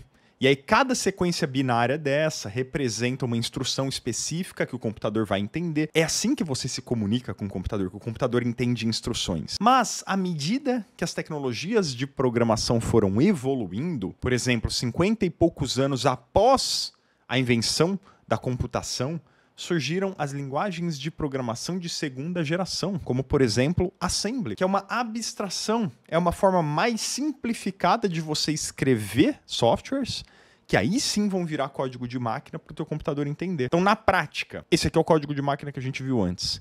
Isso aqui é para você fazer a mesma coisa, só que na linguagem Assembly. Então, olha como é uma linguagem mais visível, um pouco mais pelo menos, né? Muito mais enxuta, muito mais simples. Aí o que teu computador faz? Ele pega esse idioma assembly, ele transforma em código de máquina, em binário, aí o computador consegue ler. E aí continuamos, galera. Em 72 surgiram as linguagens de terceira geração, como por exemplo o JavaScript, que é a mais popular hoje em dia. Então hoje, como é que você escreve Hello World na tela em JavaScript? Com uma simples linha de código. Um alerta Hello World, que aí sim, esse alerta, ele não se comunica com o computador. Ele vai virar um código assembly, que vai virar um código de máquina que vai se comunicar com o computador. Entendeu onde eu quero chegar, né? E assim vamos, galera, até as tecnologias de quinta geração que surgiram há 20 anos atrás, que são low code e no code. Ou seja, foi ficando tão simples, tão abstrato, que se tornou visual. Então agora existem essas ferramentas que nos permitem criar esses aplicativos basicamente com o mouse, sem você precisar digitar o código. Então assim, falando na prática, se você pegar a interface do WeWeb, como a gente viu aqui, e eu quiser colocar um texto na tela, eu simplesmente arrasto um elemento de texto para cá, escrevo o que eu quiser dentro dele, já está publicado, já está funcionando, já está rodando, já está tudo pronto. Então, turma, isso é low code. É uma forma visual e abstrata de você criar softwares que vai se transformando em códigos cada vez menos abstratos até que o teu computador consiga entender esse código. Então, quando você cria um software com JavaScript na programação tradicional, por assim dizer, isso vai ser compilado pela linguagem C, que vai ser compilado por assembly, que vai virar código de máquina. Quando você usa o WeWeb ou uma plataforma low code, é a mesma coisa. Isso vai virar um código JavaScript, que vai virar um código C, que vai virar um código assembly, que vai virar um código de máquina. É só isso, galera. Isso é low code. E aí talvez o que alguns críticos de low code digam, ou até mesmo críticos de linguagens de alto nível, como JavaScript, é que toda vez que você usa uma abstração, você perde um pouquinho de performance. E isso é verdade, realmente. Por quê? Porque às vezes fica um código um pouquinho mais inchado, um software um pouquinho mais pesado. Só que hoje em dia a gente já não tem muito problema com isso, né? Isso talvez era um problema há 30 anos atrás, quando a gente tinha aqueles modems antigos que demoravam 6 minutos para abrir um site. Hoje em dia você vai demorar 1.2 segundo ou 1.4 segundo, vamos combinar que é a mesma coisa, né? Por isso que hoje a grande maioria dos programadores trabalham com linguagens de alto nível. E por isso que low code e no code têm se tornado tão populares. E olha só como isso não é novo. Como que a gente criava site lá em 1995, galera? A gente abria o bloco de notas e tinha que digitar o HTML assim.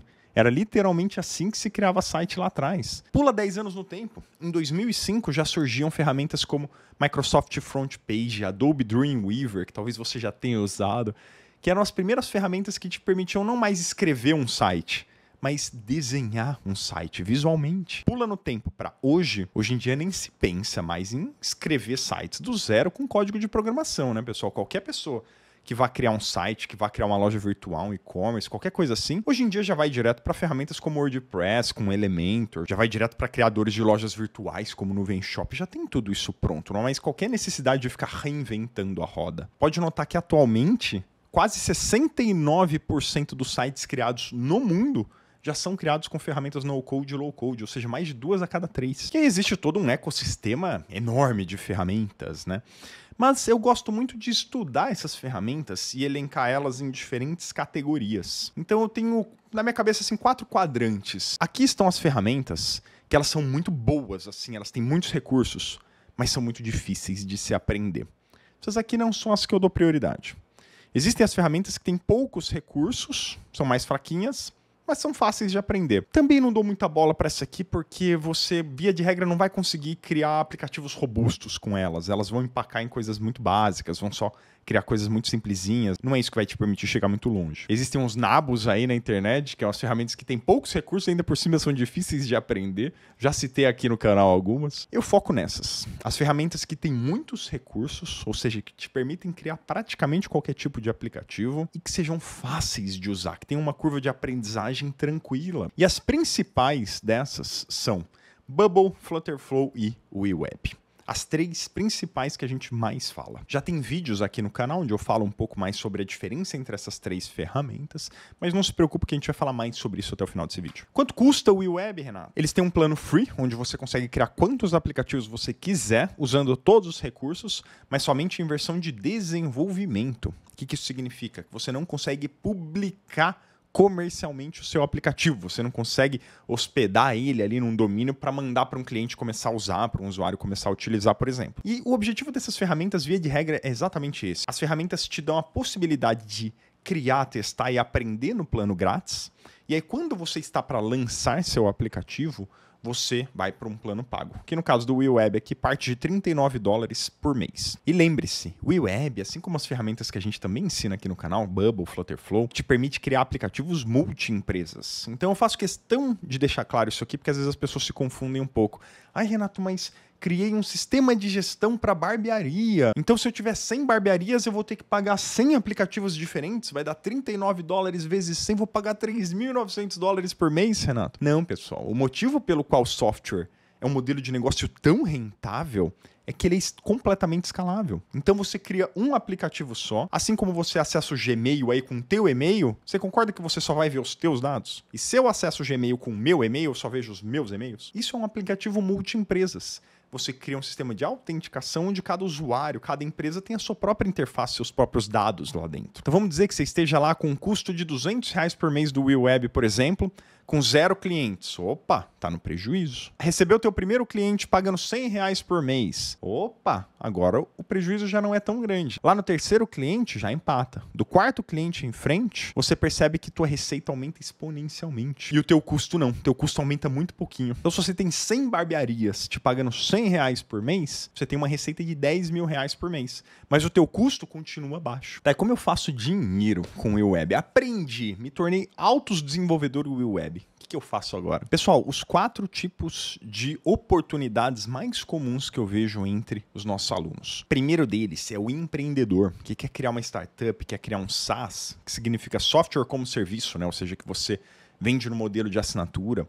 Ou um micro SaaS, que é a ideia de um SaaS, mas para resolver uma dor bem nichada, bem específica, de um público bem específico. Pega aqui, por exemplo, nosso aluno Mauro.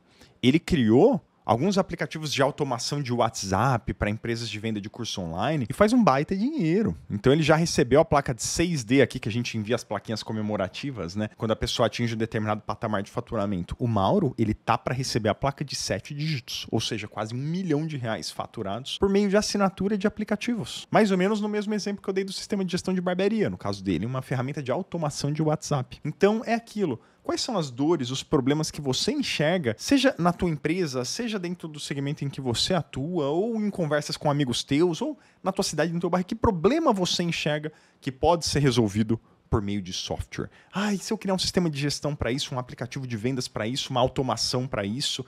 Pensa no horizonte infinito de possibilidades que existem aí. Quer ver um exemplo? Esse aqui é o Thiago Costa, um outro aluno nosso. Ele criou um perfil no Instagram chamado Construindo uma Startup, onde ele mostrou do zero como foi esse processo de criar um negócio digital, de criar um aplicativo. Começou no dia 0 e aí começou, ó. Dia 2, analisando a estratégia dos meus concorrentes, entendendo o mercado, mapeando funcionalidades dos concorrentes. Ele foi mostrando dia a dia. Em 90 dias, utilizando ferramentas no-code que a gente ensina, ele já tinha o aplicativo pronto. No dia 120, ou seja, 4 meses, ele já tinha R$1.000 por mês de receita recorrente mensal.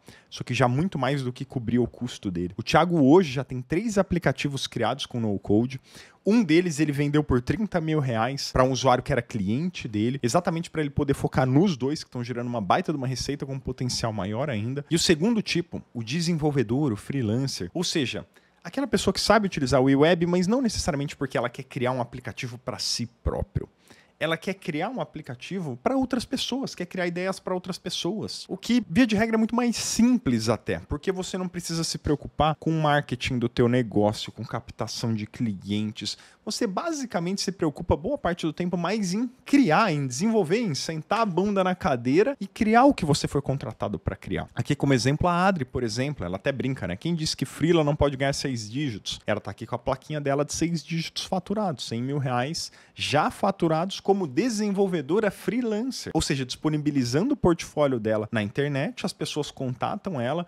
Ah, eu quero criar um aplicativo aqui para minha pet shop. Eu quero criar um aplicativo aqui para minha papelaria, para minha barbearia. Ela vai lá, cria sob demanda, entrega e recebe. E aqui, pessoal, estão a grande maioria dos desenvolvedores no-code e low-code hoje, fazendo dinheiro como desenvolvedores freelancer, criando aplicativos sob medida. E a demanda é infinita. Qual que é a base do trabalho do freelancer, né? Via de regra, o desenvolvedor no-code ele começa cobrando alguma coisa na faixa de R$50 a hora. Aí teu objetivo é o seguinte, lotou tua agenda, já tem os próximos 2, 3 meses de trabalho comprometido, começa a aumentar teu valor. Aumenta para 70, 90, 100, R$130 teu valor hora e vai aumentando. Hoje em dia, os melhores desenvolvedores no-code que eu conheço cobram na faixa de R$300 por hora aqui no Brasil. Mas eu já vi até alunos nossos trabalhando para fora ganhando 90, 120, 150 dólares por hora. Inclusive, vou até marcar uma entrevista que eu fiz com um aluno nosso aqui, em que ele conta exatamente essa trajetória dele até começar a ganhar ali mais de 10 mil dólares por mês como desenvolvedor, desenvolvendo aplicativo sob medida para empresas de fora do Brasil, só que morando no Brasil, em Fortaleza. O terceiro tipo, as agências de desenvolvimento, também conhecidas como software houses ou fábricas de software. Esses, via de regra, pessoal, são aqueles desenvolvedores freelancer que começaram a lotar muito a agenda, aí às vezes vira uma bola de neve, porque se você atende muito bem o teu cliente, ele vai te indicar para outro, e de repente tá todo mundo querendo vir contratar o teu serviço e você sente que tá deixando dinheiro na mesa. Então o que o desenvolvedor freelancer faz? Começa a puxar mais uma pessoa para trabalhar junto, mais uma, daqui a pouco tem 4, 5, 6 desenvolvedores juntos e eles são uma fábrica de software. Aqui como exemplo o pessoal da Café Apps. Essa aqui é a plaquinha deles de 7 dígitos, mais de R$1 milhão faturados, mas na verdade eles já fazem muito mais do que isso todos os anos. Então, eles já criaram aplicativos enormes para empresas enormes do mercado brasileiro, já fecharam aplicativos de R$500 mil, porque a software house te permite pegar projetos mais completos e mais complexos, né? E por fim, o quarto tipo de pessoa que consegue transformar esse conhecimento em dinheiro. O executivo, funcionário que não necessariamente está buscando empreender ou criar aplicativo para os outros, mas que está buscando reconhecimento profissional dentro da empresa dele. Está buscando ser promovido, está buscando criar automações e soluções para a empresa onde ele atua. Eu comecei com esse perfil aqui, já contei minha história em outros vídeos. E essa é uma das formas mais eficazes de você conseguir transformar esse conhecimento em dinheiro, porque olha só, você sabe exatamente quais são as dores da empresa em que você está lá trabalhando. Você sabe quais são os problemas do teu setor, os dados que se perdem, um monte de planilha usada e as planilhas não se conversam, os erros de comunicação entre equipes. Você sabe tudo que poderia ser automatizado. Então, muitas vezes, você está na posição perfeita para conseguir criar um aplicativo, uma automação, um software para a tua empresa, para o teu setor e usar isso para escalar muito bem aí dentro. Então, já vi vários relatos de alunos nossos que me contam isso. Eles falam, Renato, eu tinha um cargo de analista. Criei um software que resolveu uma baita de uma pendenga aqui do meu setor. Agora, o meu trabalho é completamente diferente. Eu sou coordenador do departamento tecnológico simplesmente por eu ter criado e implantado essa ferramenta que automatizou o trabalho de 8 pessoas. E claro, a pessoa hoje ganha muito mais do que ganhava naquela época. Então, usar o software como um trampolim para te levar a novos patamares dentro da tua empresa. Renato, quais são as vantagens e desvantagens de usar low-code em relação à programação tradicional? As 3 principais vantagens, e você vai me ouvir falando isso o tempo todo. Primeiro, é muito mais rápido e fácil de se criar os aplicativos. Quer ver um exemplo prático disso? Tem um vídeo meu em que eu mostrei um desafio realizado, onde o pessoal lá do Bubble, que também é uma ferramenta no-code que a gente fala muito aqui no canal, o pessoal do Bubble foi lá, pegou 4 iniciantes que estavam há 2 dias aprendendo Bubble e colocaram eles contra um engenheiro sênior com mais de 10 anos de experiência em desenvolvimento tradicional e deram o seguinte objetivo: quem consegue criar um aplicativo listinha de coisas por fazer, to-do list eles chamam, né? Muito parecido com essa lista de mercado que a gente criou hoje. Em 3 minutos e 27 segundos, a primeira iniciante em Bubble terminou o aplicativo. Em 12 minutos, os 4 iniciantes em Bubble tinham terminado o aplicativo. E o engenheiro sênior não conseguiu terminar nesses 12 minutos. Ele até falou, precisaria de pelo menos uns 50 minutos a 1 hora para conseguir terminar isso aqui. Não é porque ele é ruim, não é porque programação é ruim, pessoal. É porque o objetivo dela não é ser rápida. Já vou falar sobre aqueles casos onde a programação vai ser uma escolha mais inteligente do que no code. Voltando para as vantagens. É muito mais rápido, muito mais fácil, não só de se criar o aplicativo, mas de se aprender a habilidade, aprender a usar a ferramenta e, principalmente, fazer correções e melhorias no aplicativo. Porque, pessoal, criar um aplicativo é só o primeiro passo. Cá entre nós, criar um aplicativo não é muito difícil, independente da tecnologia que você usar. O grande desafio está depois de criado. Porque se você criou uma startup, os teus usuários vão exigir melhorias constantes. Você vai precisar fazer correções o tempo todo, implantar novos recursos, melhorar o aplicativo. E você precisa ser rápido nisso. Você não pode pedir 6 meses para fazer uma melhoria, senão você perde o teu cliente. Idem se você desenvolve aplicativos para outras pessoas. Idem se você é um desenvolvedor freelancer, se você é uma software house, o pessoal vai o tempo todo pedir para vocês, mas e agora para a gente implantar um novo pacote de melhorias, como é que fica? Então, com ferramentas no-code e low-code, isso fica muito mais fácil e muito mais rápido. Agora, qual a desvantagem do no-code e low-code em relação à programação tradicional? Que você não faz com no-code e low-code 100% do que você faria com programação tradicional. Lembra desse exemplo que eu dei aqui, ó? Toda vez que você sobe uma camada de abstração, você abre mão de alguns recursos que você pode fazer aqui com Assembly, por exemplo, mas que com JavaScript você não faz. Quer ver um exemplo? Um papo bem técnico assim. Preciso fazer um gerenciamento da memória do hardware. Com Assembly você faz. Com JavaScript você não faz.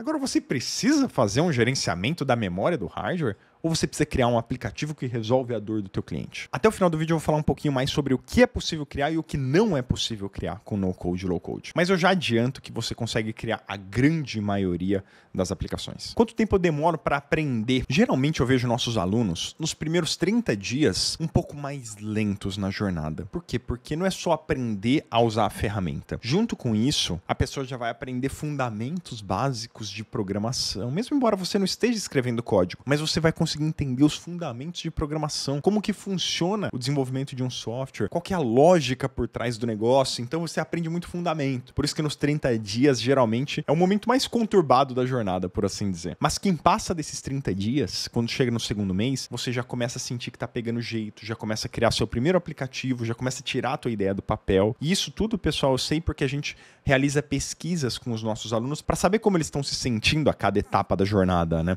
E é isso aqui que eles nos reportam. E lá no terceiro mês é quando a maioria deles já consegue começar a encaminhar a finalização de uma primeira versão, que a gente chama de MVP, né? Do seu aplicativo. Ou seja, aquela primeira ideia que ele tinha, ele já começa a deixar entregue no terceiro mês. Claro que não vai ficar a coisa mais linda desse mundo, mas é uma primeira versão já 100% funcional. Então, geralmente, isso aqui é o que eu vejo, isso aqui é o que você pode ter de expectativa se você se dedicar em mais ou menos umas 10 horas de estudo por semana. O que é possível criar, Renato, com o web, com no-code, com low-code? Pessoal, aqui eu vou pegar vários cases de aplicações já criadas com ferramentas no-code e low-code, ferramentas criadas por alunos nossos, por conhecidos meus, enfim. E eu vou trazendo aqui no que são as principais categorias de aplicativos que eu vejo que vocês querem criar. Primeiro deles, marketplaces. O que são marketplaces? São aqueles tipos de portais que são os pontos de encontro entre compradores e vendedores, como por exemplo, Airbnb, ou seja, quem tem imóvel, querer encontrando quem quer o imóvel, OLX, Mercado Livre, Dog Hero, enfim, esse tipo de aplicativo que geralmente cruza oferta com demanda. Um exemplo disso é a Comet, que eu já até mostrei num vídeo aqui no nosso canal. A Comet foi criada em Bubble, uma ferramenta no code que a gente também fala aqui, poderia tranquilamente ter sido criada também em WeWeb, que foi de 0 a 500 mil dólares por mês em 18 meses. Eles tiveram uma trajetória muito rápida, assim, muito por conta do no-code. O fundador até conta a história nesse vídeo, né? Fintechs, como por exemplo esse aluno nosso, Lucas, que criou uma fintech que já recebeu investimento, que já está com mais de 50 mil usuários.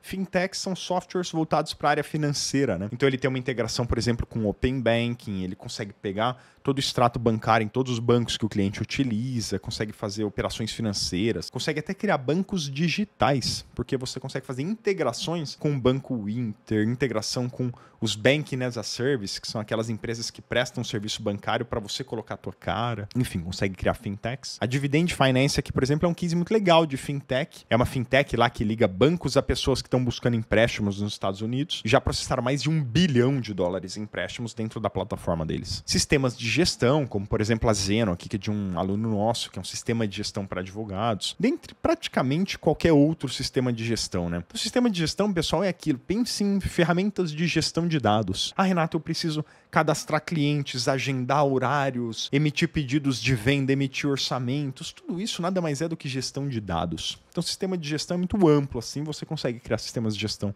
com o web, com o no-code. Aplicativos de vendas, também conhecidos como CRM. O primeiro aplicativo que eu criei foi um aplicativo de vendas lá em 2014. Aplicativos delivery, como Delivery Direto, Expresso Delivery, ou do nosso aluno aqui, que é a Pedic Nutri, por exemplo, criada também com no-code. Plataformas EAD, a própria plataforma da comunidade Sem Codar aqui, que você está vendo, por exemplo, ela é criada 100% com ferramenta no-code. Então, tudo que você vê aqui, toda a tela de interação, todas as animações, então tudo isso aqui é criado 100% no-code. Você consegue criar redes sociais como Twitter, Facebook, Instagram, dentre outras, claro que reservadas às proporções, né? Não é com o no-code que você vai fazer uma plataforma para 1 bilhão de usuários. Para isso, você precisa de uma infraestrutura absurda, de quantidades absurdas de dinheiro, equipes de dezenas de milhares de engenheiros de software. Não é à toa que essas ferramentas, na escala que elas atingiram, são criadas no código tradicional. Mas agora, uma rede social com números normais de 10 mil, 100 mil usuários, isso você consegue tranquilamente criar com ferramentas no-code e low-code.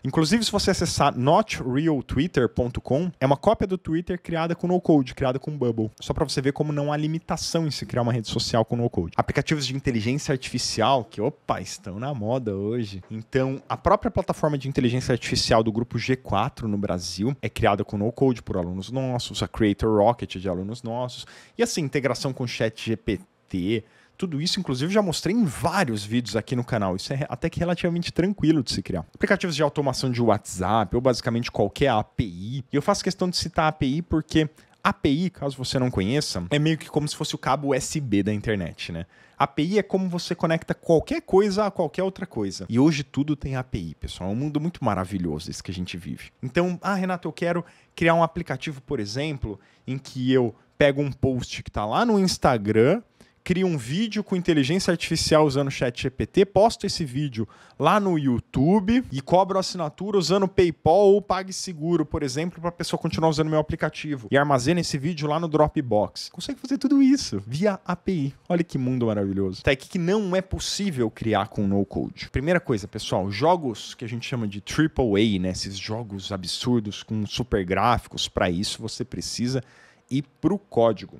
No entanto, você consegue criar jogos mais simples 2D e até 3D com ferramentas no-code como Construct, por exemplo, que a gente inclusive tem aulas lá na comunidade Sem Codar ensinando. Mas aí não seria o web, seriam outras ferramentas no-code, low-code, tá? O web é para criação de aplicações web, como a gente viu lá no nosso tutorial. Sistemas embarcados, novamente, isso aqui não é uma aplicação web, né? Uma aplicação web é aquela que funciona dentro de um navegador. Sistemas embarcados são aqueles que vão dentro do carro, dentro de barcos, dentro de equipamentos Fabris, esse tipo de coisa. Esse tipo de sistema ele é muito customizado, ele é muito feito especificamente para aquele hardware, então não existe ferramenta no-code para isso. Sistemas ultra complexos também é aquilo, né? Não é 100% dos aplicativos que você consegue criar com no-code, low-code e até mesmo sites. Lembra que a gente estava falando 70% dos sites no mundo são criados? Mas e os outros? Os outros, os criadores entenderam que, devido ao nível de complexidade, era necessário descer um nível de abstração, ou seja, ir para o código, ou ir para códigos até de abstração mais baixa. Então, Renato, eu quero criar um robô de criptomoeda que vai fazer arbitragem entre diferentes corretoras, umas coisas malucas assim, galera. Esquece, realmente você vai para a linha do código mesmo, tá? Agora, é muito difícil definir o que exatamente é um sistema muito complexo, porque é muito caso a caso. O que eu consigo te adiantar é mais ou menos o seguinte. Eu recebo, pessoal, todos os dias mensagens no direct, e-mails, com o pessoal falando assim, Renato, essa aqui é a minha ideia. Consigo criar com no-code? E de cada 10 ideias, umas 8 ou 9 você consegue. As outras, a gente é muito sincero em falar, cara, isso aqui você não consegue, isso aqui eu te sugiro ir para uma linguagem de programação X. Então, se você tá na dúvida, logo aqui embaixo do vídeo eu vou colocar um botão para você falar com a gente pelo WhatsApp. Aí chega lá e pergunta, cara, meu aplicativo que eu quero criar é esse. Eu consigo? E aí a gente te fala se você realmente consegue. Tá, e como é que eu aprendo o web? Galera, principal forma de se aprender qualquer ferramenta, e eu sempre sugiro, o famoso fuça e clica. Foi assim que há 10 anos atrás eu aprendi, é se meter na ferramenta e falar, cara, eu vou investir no mínimo umas 100 horas do meu tempo aqui para ficar só fuçando nessa ferramenta, vou pegar uma ideia simples qualquer de alguma coisa que eu queira criar, como essa lista de mercado que o Renato criou, vou criar ela agora, multi-usuários e de outra cor. E vou ficar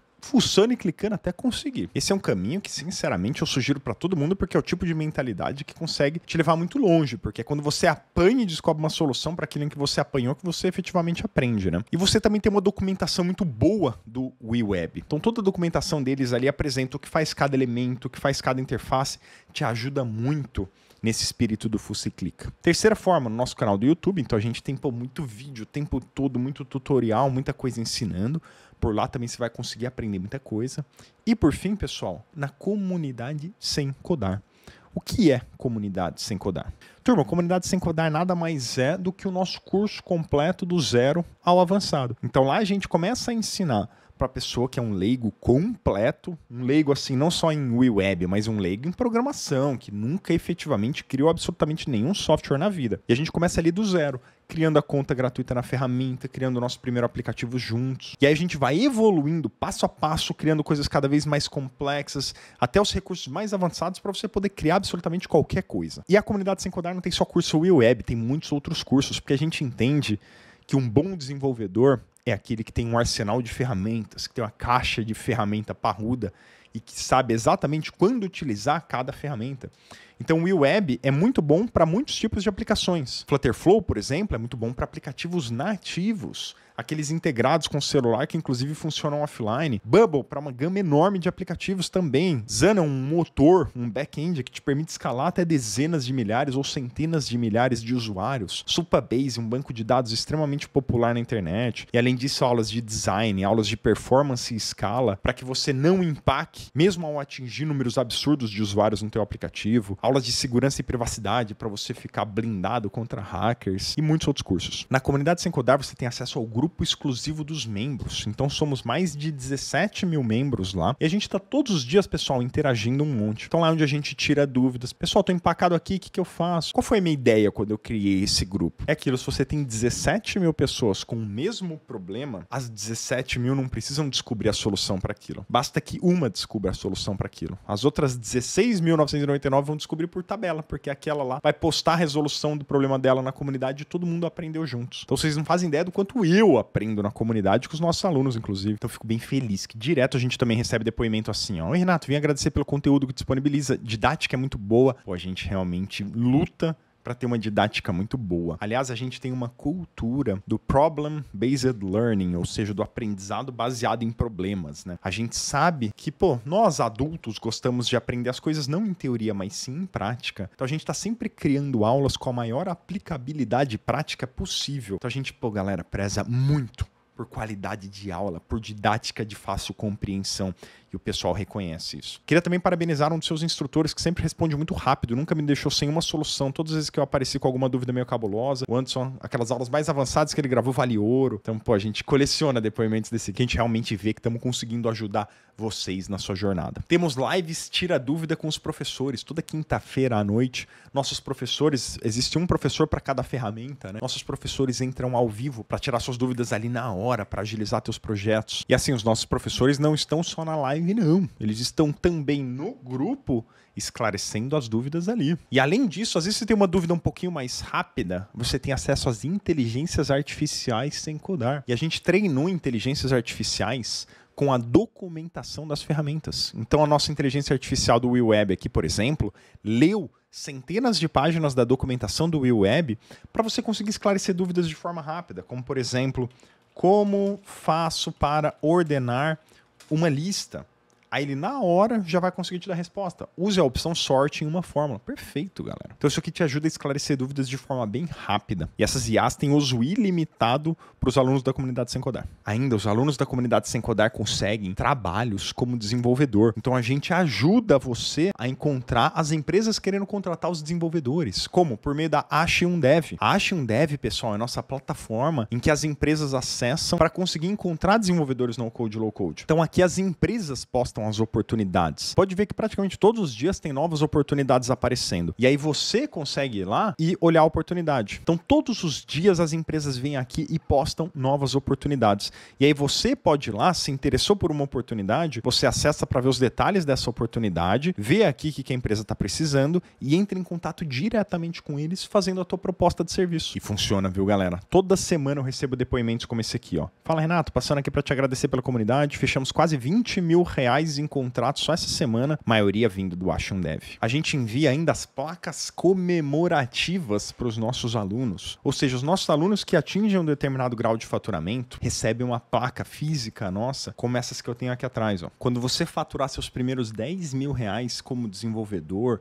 ou com um aplicativo criado com no-code, enfim, você vai receber a placa 5D. Bonitona essa placa. Quando você chegar nos 100 mil reais em faturamento, você vai receber a 6D. Chegou em 1 milhão de reais, vai receber a 7D, que é essa que o Rafa da Café está segurando aqui na foto. E quando você faturar 10 milhões de reais, você vai receber a 8D. E te falo, já mandamos 4 placas dessa aqui, tá? E tamo pra mandar a quinta. Inclusive, se você mora em Florianópolis, eu faço questão de te entregar pessoalmente essa placa, tá? Essa aqui eu tava entregando pro Luiz semana passada. Só pra você ter uma ideia, a gente já enviou mais de 65 milhões de reais em solicitações de placas para os nossos alunos. Então você vê que a galera realmente está conseguindo transformar esse conhecimento em dinheiro, né? Alunos da comunidade Sem Codar recebem acesso à prova de certificação. Então você consegue fazer uma prova mesmo que a gente tem ali, onde você consegue comprovar que você tem conhecimento técnico na ferramenta. Isso é muito bacana, pessoal, porque a gente tem provas com menos de 15% de taxa de aprovação. Ou seja, se você vai lá, pega essa certificação de que você passou na prova e apresenta para um contratante contratante, cara, basicamente ele vai jogar todos os outros currículos fora e você tá contratado, porque você já comprovou que você passou numa prova que poucos passam. Aí você vê que o pessoal até vai lá e bota no LinkedIn, porque realmente gera muito reconhecimento essa prova de certificação. E assim, galera, vários outros benefícios. Então você recebe desconto em ferramentas ali, que a gente tem um crédito de $100 para você poder usar no Bubble. Só esses $100 em crédito já quase paga o curso. Templates prontos de projeto, certificado de participação no curso,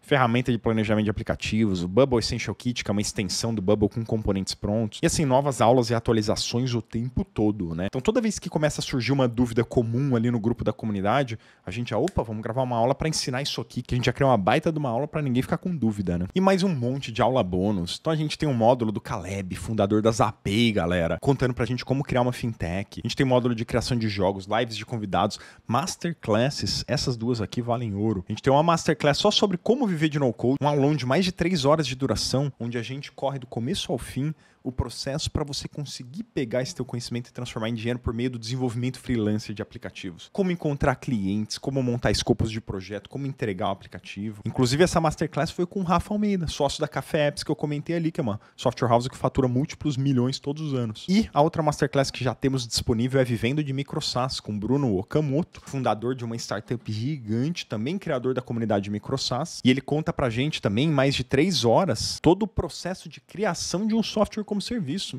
Então, como que você encontra as melhores ideias de software? Como que você valida para saber se a ideia é boa ou se não é? Como que você monta o teu MVP? Quais recursos vai ter? Como que você faz um estudo de concorrentes? Como que você lança? Como que você faz marketing? E por aí vai, galera. Pessoal, o meu objetivo com a comunidade Sem Codar é esse aqui. Eu acredito de coração que para qualquer pessoa ter sucesso nessa vida, precisa sacar o que são essas 3 letrinhas aqui. T é de trabalho duro. Então, se tem alguém aí te falando, vai dar certo, só precisa fazer isso 5 minutos por semana. Pô, galera, é balela. Então, assim, no code e low code são muito mais fáceis que programação tradicional? Muito mais fáceis. Significa que você não vai precisar se empenhar? De forma alguma. Se você não se dedicar no mínimo umas 10 horas por semana, não adianta, você não vai sair do lugar. Mas não basta trabalhar duro, você tem que trabalhar duro na direção certa. Não basta ficar cavando um buraco no jardim da tua casa, você vai chegar todo dia suado no final do dia, vai ter uma super sensação de dever cumprido, mas você não tá realmente agregando valor. Então é nisso que a gente ajuda na comunidade. É te mostrar para onde direcionar os seus esforços para você ter o melhor resultado possível. E tudo isso é multiplicado pelo ambiente em que você tá imerso. Porque, pessoal, como eu falei lá atrás, quando você tem um problema que você vai buscar e vai ver que outra pessoa já teve aquele problema há meses atrás e já encontrou a solução, você já consegue no mesmo dia dar encaminhamento pro teu projeto. Isso não tem preço. Imagina se todo médico fosse lá tentar aprender do zero a medicina. Não, você não parte do ponto zero, você parte de onde todo mundo tá igualado naquele ambiente hoje. Então você vai chegar lá, você já vai estar com mais de 17 mil pessoas, os professores, todo mundo, pessoal, na mesma jornada que você.